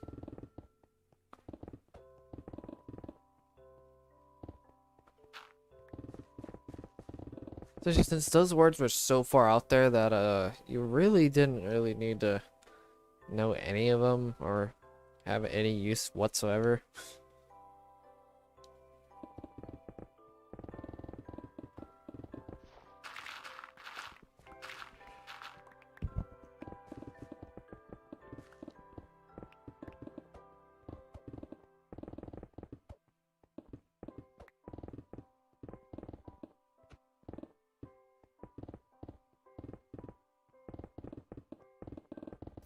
I mean, cataclysm, there's a word called cataclysm. I kind of forgot what that meant though, as the actual definition. Give me a second.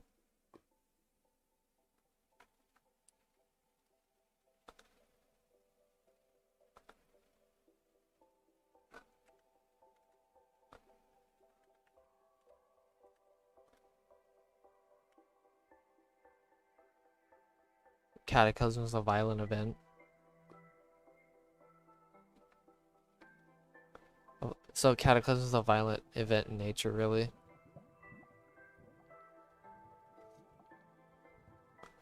Or you could say cataclysm is a traumatic event in nature, really.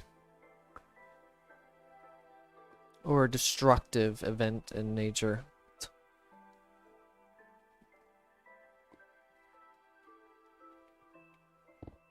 Like a cataclysmic explosion, something that's so destructive to the point where it can cause something to corrupt or be destroyed in some way.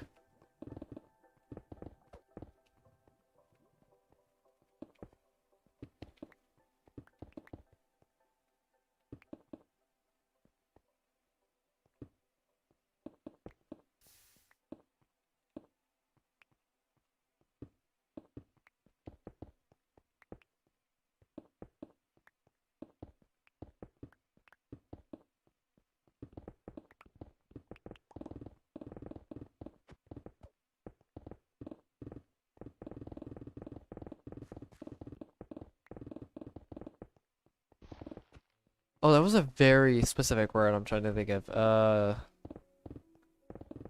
Shoot, I forgot what it's called.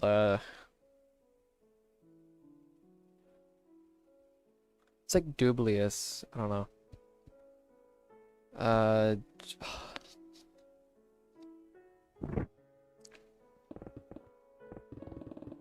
it's basically another word for deceitful. You're full of deceit, I guess you could say.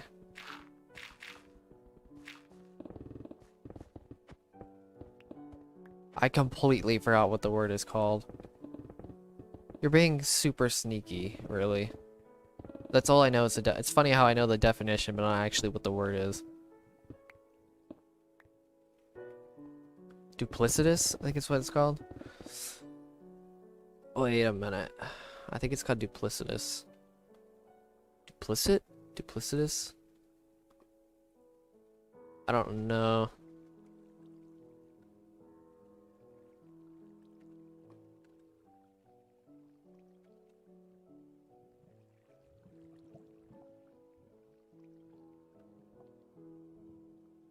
Yep, it's duplicitous. Okay, so that's an interesting word if you ever wanna...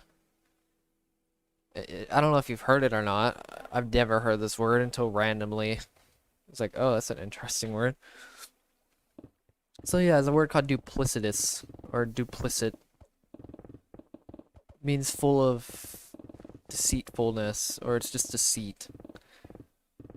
Somebody who's being deceitful is duplicitous. Or you're describing somebody who's deceitful. Or you're describing something as duplicitous is being something that's full of, or full of deceit. Or deceitful, however the heck you want to say it.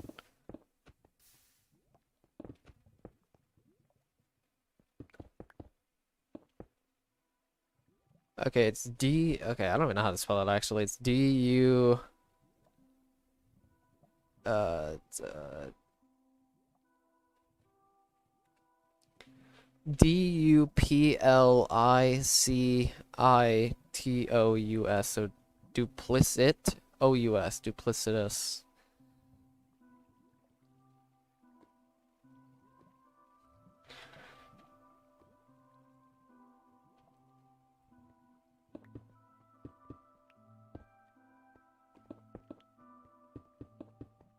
Okay, I'm not gonna look up any other words. I don't know why that reminded me of that. What the heck? Like that was like a random thing and it just popped in my brain. Talking about big letters. Or big letters, big words, or interesting words, I guess you could say. You're all welcome. So if you want to call somebody very deceitful, you can call them duplicitous.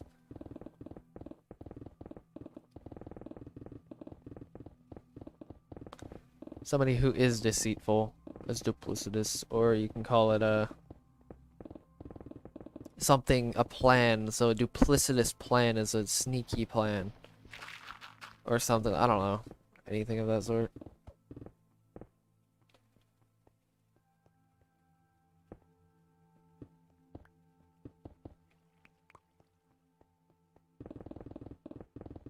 I'm gonna go to if you really want some big words, look up I'm gonna read it. I need to read it. It's Energies and Patterns of Psychological Type by Carl Jung. It's like the original. It's where C.S. Joseph, I think, got the types from, where his source of types, and that book is very convoluted. I'm gonna look up every single word in that book. There's a lot of words that I have no idea what they mean, and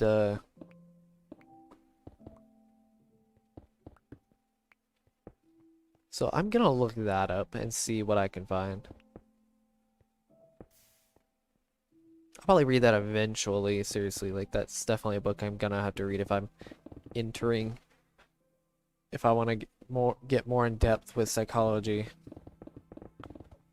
Okay, I'm just gonna finish this real fast and then not look up any and not do anything else until after this layer's done. Oh yes, obsidian.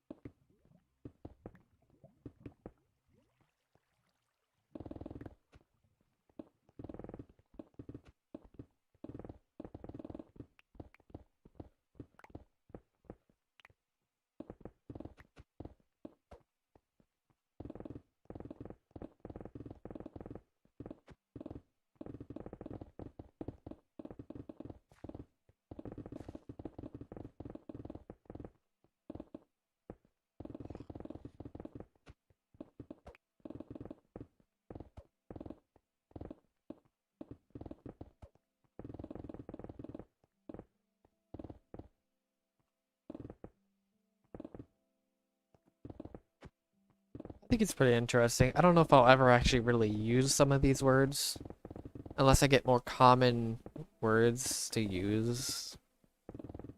Or I wouldn't say common words, but like common words that are complex but also have common definitions, which is actually pretty hard because they're very specific definitions.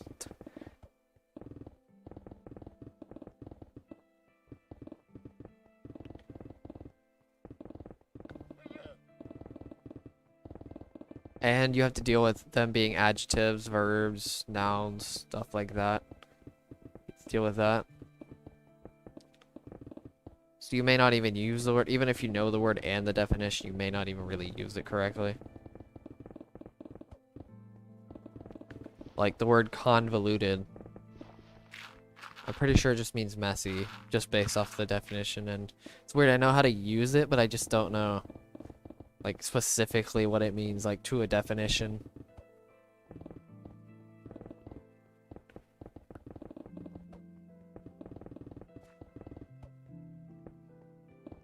I think it means, like, can be interpreted oddly or something like that, or can be interpreted differently. Or it's sketchy, I guess you could say. Something that's sketchy. In the way it's, like, structured.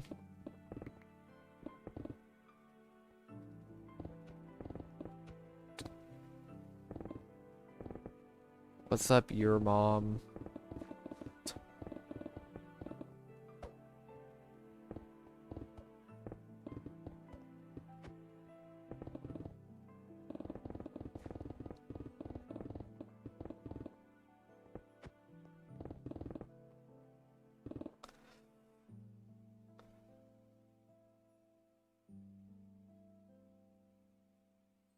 Okay, so convoluted is just something that's complex. I guess I was kind of right with it being messy, because messy things are hard to follow, so I guess you could just go with it being convoluted means it's hard to follow, or it's messy, or convoluted is just something that's complex. Mind-boggling. Convoluted. Something that's mind-boggling. Wow, I just realized I don't have any inventory for coal. I doubt it's been like that for that long, though. If I haven't ran out of redstone, I'm pretty sure it hasn't been that long since I've ran out of coal, let's be honest. Also, thank you, Pasta. And welcome as well, but thank you for the definition. Definitely much appreciated.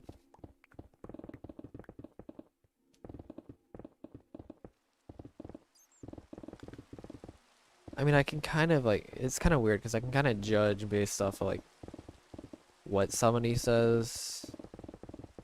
Just really based on, or not what somebody says, but, like, some of these words definitions are kind of somewhat intuitive to understand.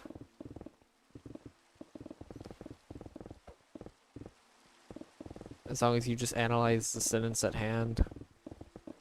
They aren't horrible, but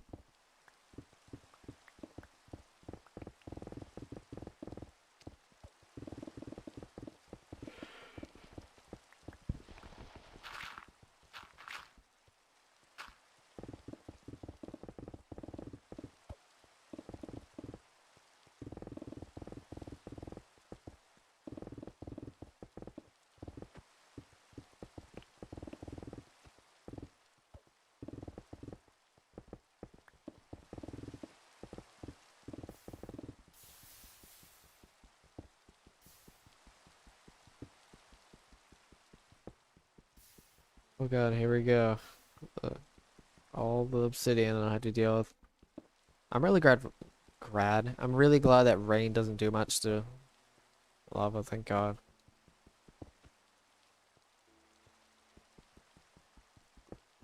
Oh god, that's scary. We've only learned like 2 words. No, learn.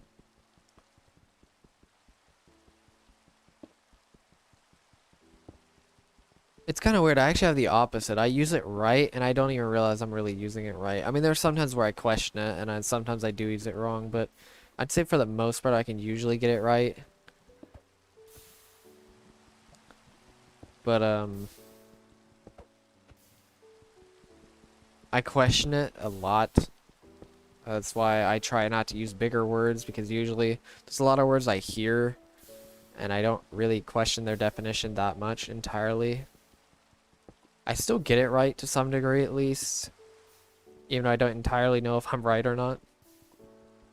But it's kind of annoying sometimes to use words you don't really entirely know what the definition of. Oh yes. I'm expecting that to take forever though. I'm not expecting this.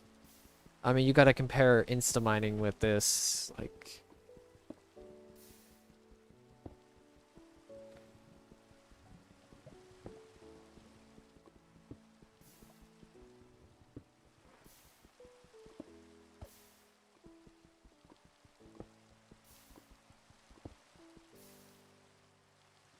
Yeah, that happens a lot.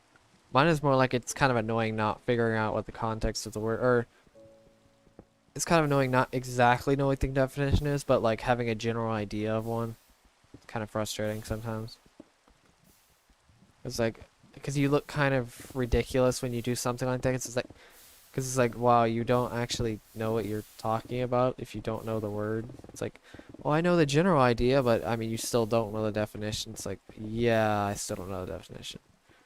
Which makes me very unsure of anything I say sometimes.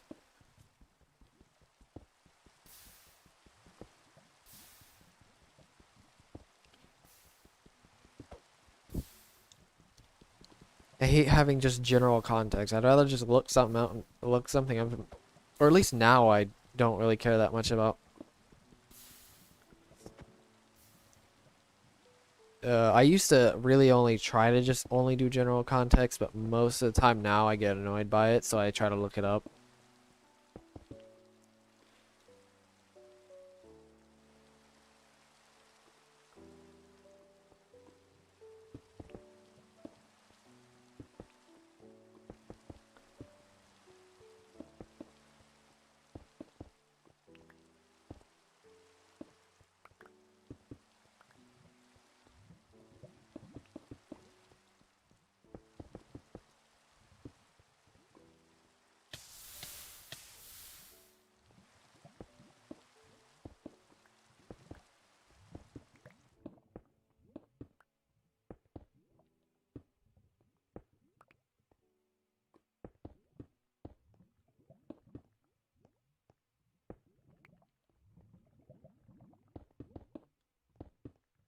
I don't really like general context anymore because I'm trying to be as accurate as possible. And my accuracy went down actually for a good like year or two, but I didn't really care about anything really. But when my accuracy went up, it kept getting more and more annoying. The more I just didn't know that specific thing. I know people get really annoyed, especially when I try to be as accurate as possible. People really get annoyed by that, mainly because it's people that really just want to be listened to and not really care about being challenged, which is really frustrating. I've had to deal with that way too many times. I used to really actually care a lot about being challenged, but now I really don't care.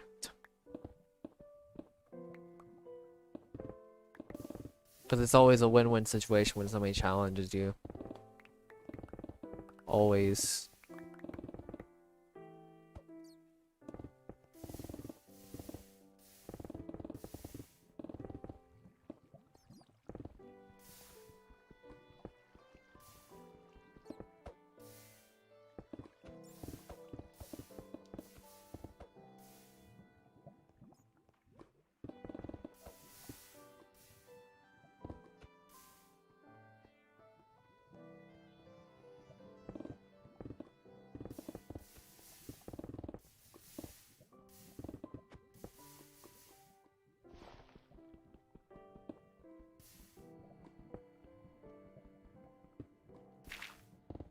It's really frustrating being with somebody or that does that. Is really hates that challenge because it's like I want to feel good about what I know instead of actually just knowing the truth in a situation.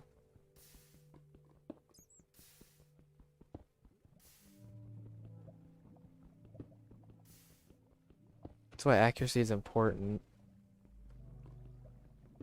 It's funny, they try not to like think they're technical. It's like they're trying to push away that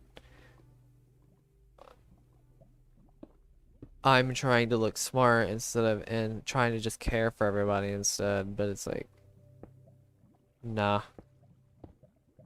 I mean, if you do care for people, I mean, why are you trying to look like you're trying to care for people instead of just actually caring for people?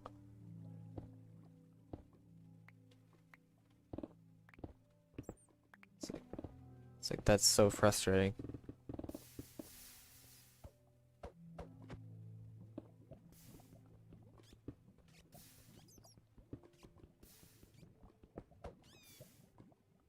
Exactly.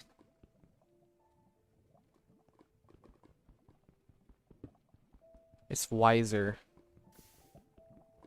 It's a wiser decision to do because you're showing humility and you get built up later instead of building your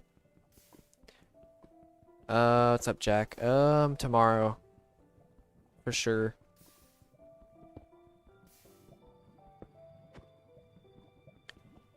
Unless something sporadic happens.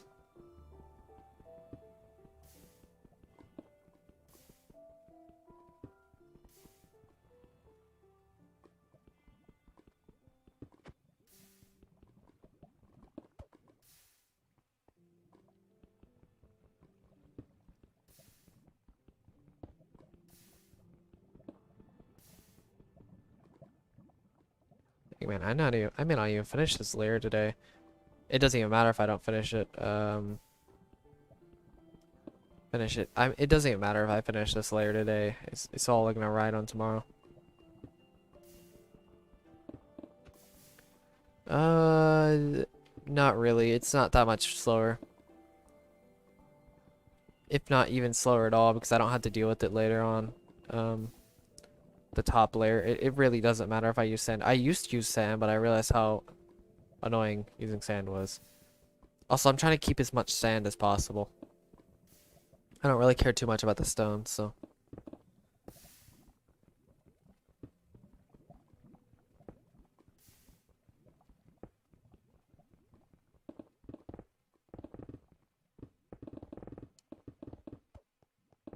It's faster doing it this way for sure. There's no way it's not.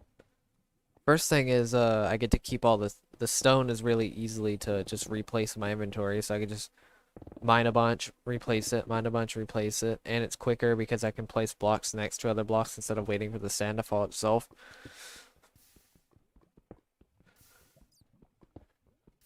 Yeah, exactly. Most people are too afraid though, um, to accept truth and just ride on the fact that you just feel good about what they think.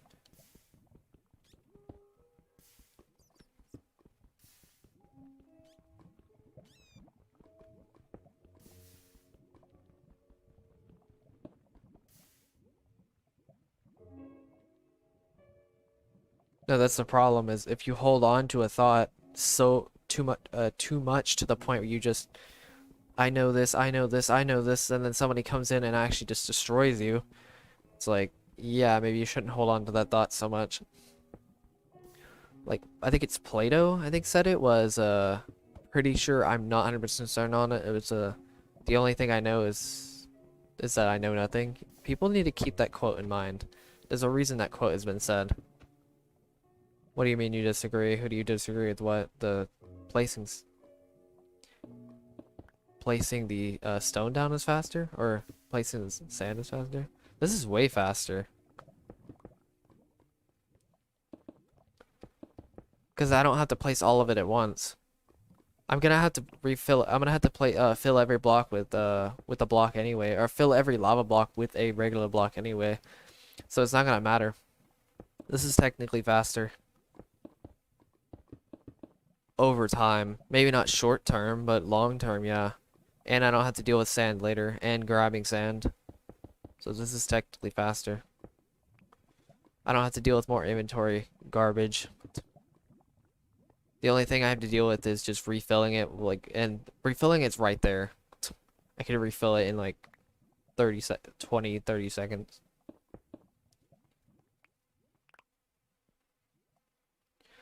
Also, there's one other thing you people need to avoid. If you're aware of your holding on to thoughts, there's one other thing you need to understand. Assumptions. Assumptions kill. Seriously. Do not assume. It's so easy. Make a tracker, like track how many times you assume something without actually knowing what it actually is. You're gonna be surprised. What I mean by that is making a statement without actually being correct within the context of the situation. It's so easy to assume. See, like, boom, done. Inventory full. Yeah, this is definitely faster. Trust me. I've tried sand. It's not that much faster, and it's way more annoying.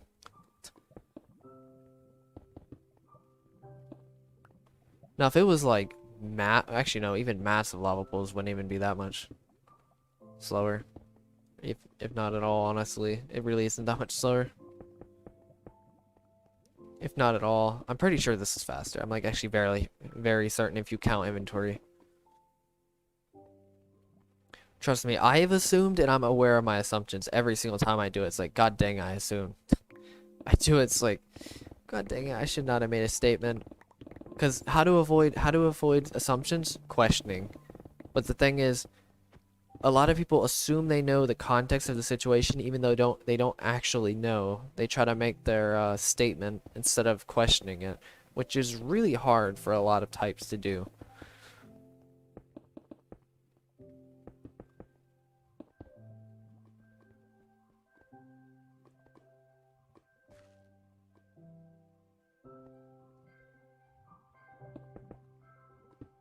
Oh geez, that's sounds like a little TE demon statement there. I'm entitled, or not I'm entitled. I am this, I have this status. You can't disagree with me because I have this status above you, because you know TE demon for some reason loves its own status amongst everything else, which is really frustrating. It may not even be TE demon, just in general, it's just kind of annoying in that case. But that is something TE demon will do. Yep. It's so easy to do. It's so easy to assume. I've tried multiple times. I'm still trying. I'm trying to question a lot more. The big problem is I did get raised with a family that didn't, like, took a lot of, did not like questioning. So I kind of just made a bunch of statements automatically. If I actually had a family that took questioning a little bit more seriously and didn't just blow off and try to get mad because they got their thoughts questioned, even though they need to get used to that anyway, so they don't live in an echo chamber. Because there's an ignorant, everybody, it's like their own thoughts again, and it's called TI, introverted thinking. It's your own point of origin of thinking. There's really there's two ignorances of it. You've probably ran into either one of these, I'm very certain. That is pretty much preferred input, which is like echo chamber. It's like you're only listening to yourself, pretty much. And then there's last known input, which is that's what most assumptions are, is last known input, meaning that you're only using the information that you gathered last time or that time or anything of that sort, which can cause assumptions. It's like, oh yeah, I have this information, it was probably like this last time, here's this information, it's probably I know the answer, even though it actually isn't the answer based on the context that the person's speaking. But you're either using a preferred input of, like, or not preferred input, a last known input of what you used to think it was, instead of actually the context changing. Because changing context will really screw over assumptions. Even TI Hero is the most right of everybody, or at least should be the most right of everybody, makes assumptions because they're so arrogant with their thinking. They're not even considering the context as much as they should.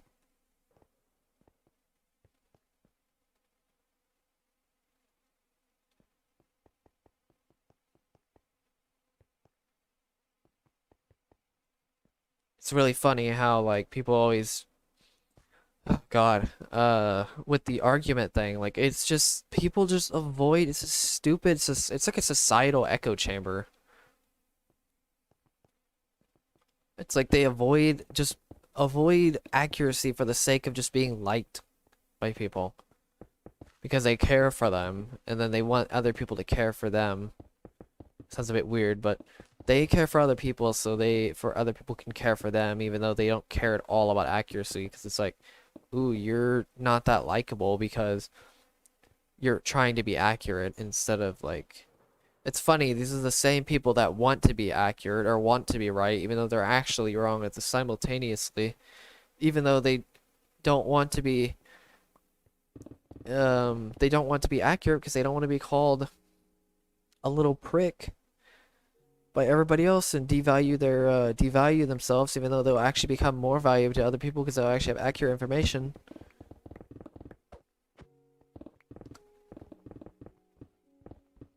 But yeah, it's actually pretty frustrating understanding all that.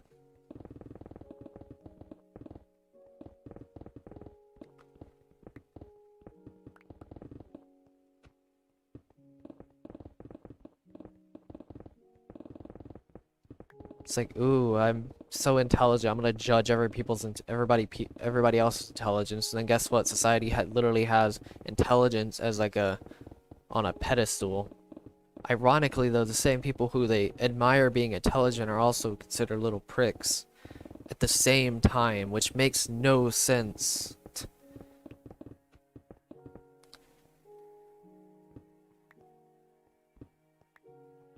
Yeah, exactly. They want to be right, but they don't actually want to be told they're wrong, but so they could just look right instead of actually being right.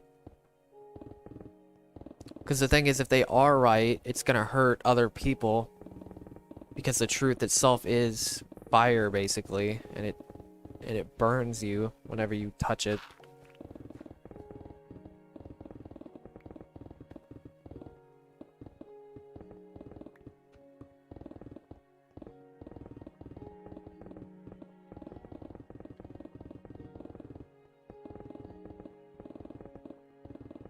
And then they hide behind either status or any form of like likability. And then they get stuck in an echo chamber and then they never be right again, even though they're trying to be right. Then they'll never be right because they'll never subject themselves to the flames of criticism, but they'll criticize everybody else in certain ways.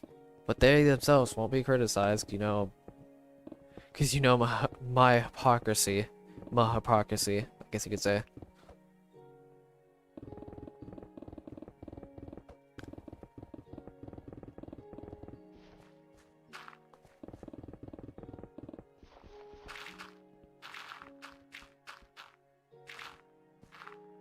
This is where this stupid arrogance of... I don't even call things stupid that often, but my god, this is actually pretty bad. Arrogance of people's thinking is. This is why I talked about earlier about like you need to understand your strengths, but you also need to build up your weaknesses, like thinking that you're smarter than you actually are, which you would think could be an amazing strength, but it actually isn't as much of a strength as you think, so you need to build it up and show humility. But it's like you risk likability, but it's like the first thing is you become smarter, but you also risk likability at the same time, so it's like pick your poison. It's like, are you really just gonna hold on to your likability just for the sake of being just not knowing the truth? But at the same time you want to be the smartest person in the room at the same time simultaneously. It's like, nah, that's not how that works. You have to sacrifice at some point, and you should have to show humility at some point in something.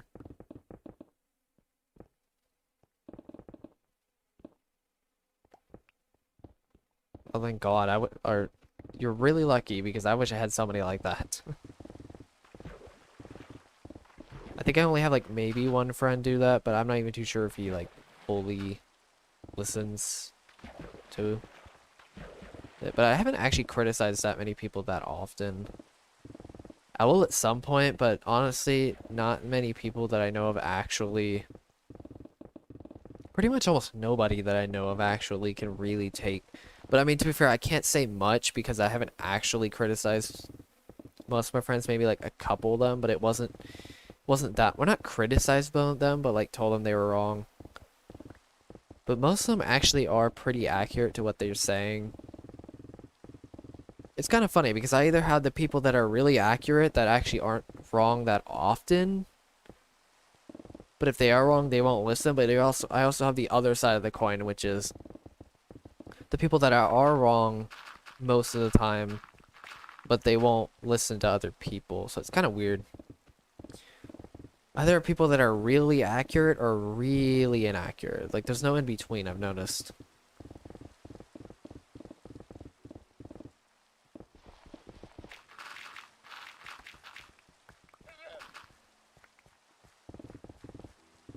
Okay, I should be able to finish this layer, then I'll be good. I know it's already 2:30 for me, but it'll be alright.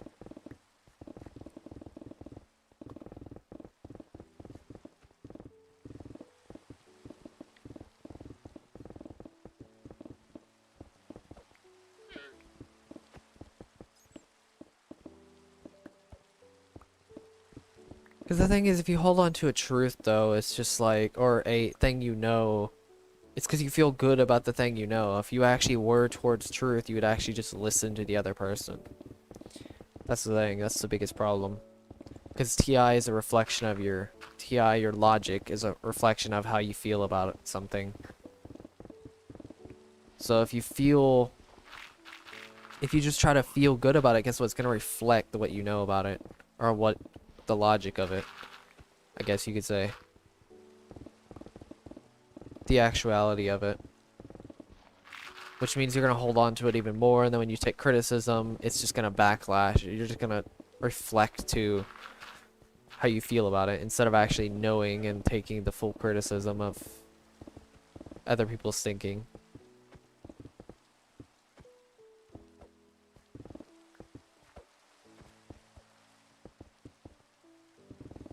I mean, like, if you're...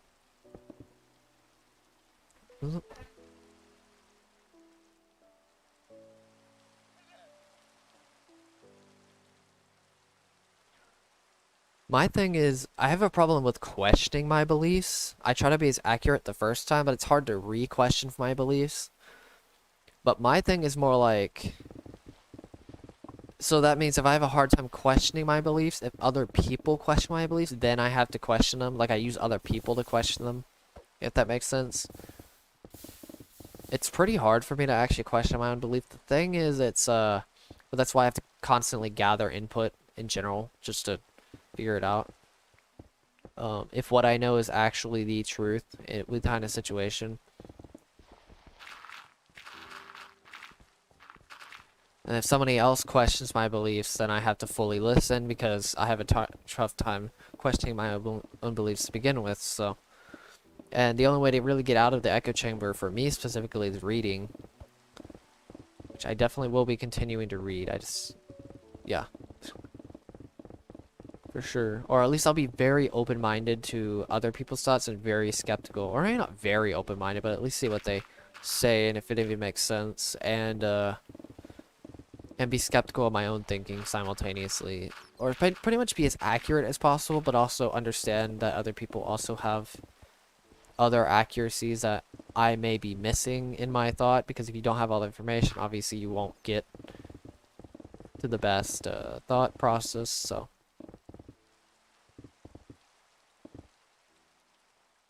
Yeah, exactly. That's where the echo chamber thing comes from. It's like, okay, I'm gonna listen to this, I'm gonna listen to myself, I'm gonna listen to myself. And the one time somebody comes around and criticizes, it's like, wow, are you actually questioning me? That's pretty much it. It's like, it's kind of unfortunate.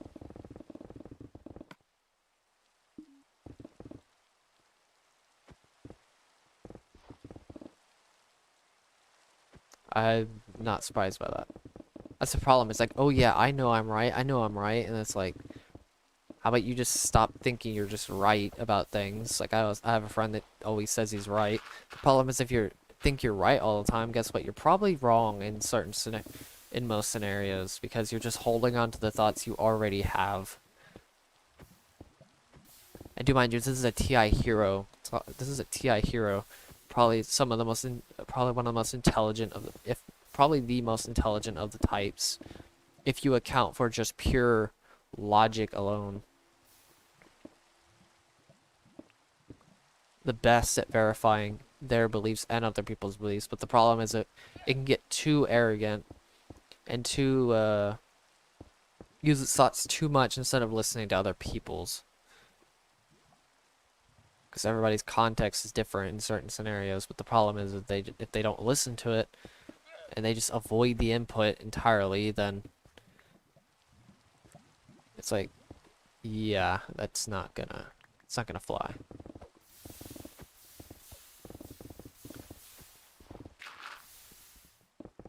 It's really funny trying to discuss this analytical psychology with the TI hero when they have no context or very little information on the situation.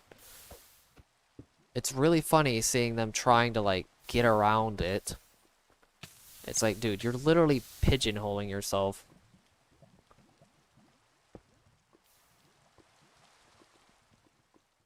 It's like the more you speak, the dumber you're going to get. Or maybe not dumber, but like the more ignorant you're gonna sound.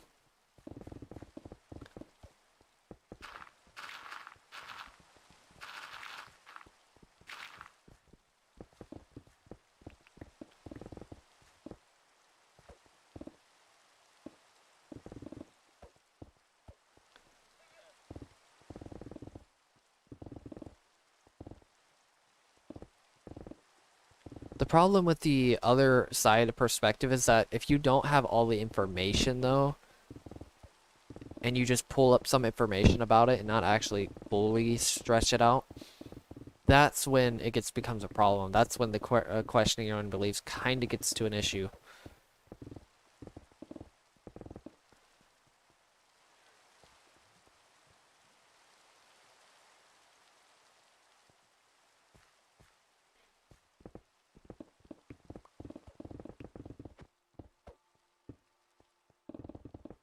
The thing is, if you were truly to feel good about what it actually is, because it's just the truth. And the thing is, if you're truly correct, you wouldn't be so afraid of other people's opinions about it. That's the thing. That's the big problem. It's funny how many people try to like hide under what they think, but that's literally their downfall. It's like, okay, so you're that emotional towards what you think, or you're that afraid of or you're that prideful in what you think. That's literally your own downfall. It's like you can easily see it if you pay attention to it. Or you just notice it's like, wow, this person actually may not. That's why I'm very skeptical towards people's thoughts. Unless I know for sure they've done something like it, or I try to evaluate them. Which is pretty hard for me to evaluate people's opinions because very low TE, but besides that, it's what's up, Darius? I'm doing pretty good. About to end the stream though, because it's already 2:38, and I usually actually start getting ready around 2:30, but it's alright. That's plenty early anyway, so I usually go a little bit earlier, but yeah, that's that.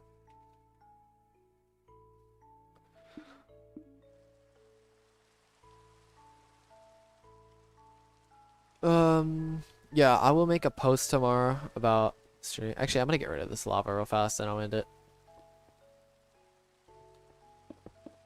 But because it's like you shouldn't just be holding on to what you know and hold on to the truth, even though the truth in itself can change in certain scenarios, because you know, input context will almost always change eventually. Even if it's the truth now, it may not be the truth later on. That's a big problem with with people holding onto their thoughts because they're kind of just wasting their own time in that scenario. Yes, what do? Yes, I want to finish this. Then I'll end it. God dang it. Okay, I need to get better at doing this, I'm not gonna lie. Especially if I'm going to doing the Nether.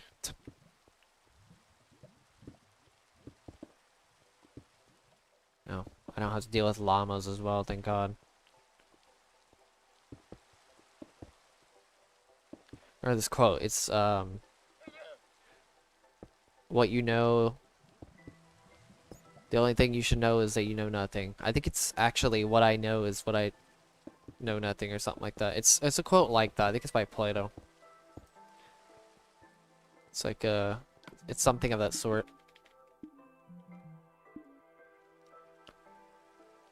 Okay, now I'm gonna end it. I'll make a post and then you'll see if I'm streaming. You should know when I make that post streaming, but actually I'm gonna make it tonight. I'll make the post for tonight and then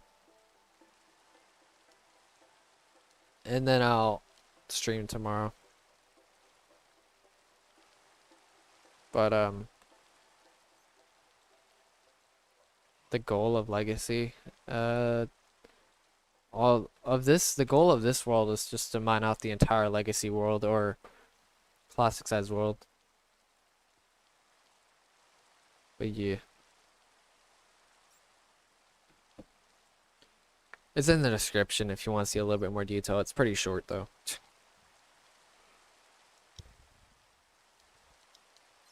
I need to update the FAQ as well. I'll update it up to 75%. It's alright. Yeah. See you guys later.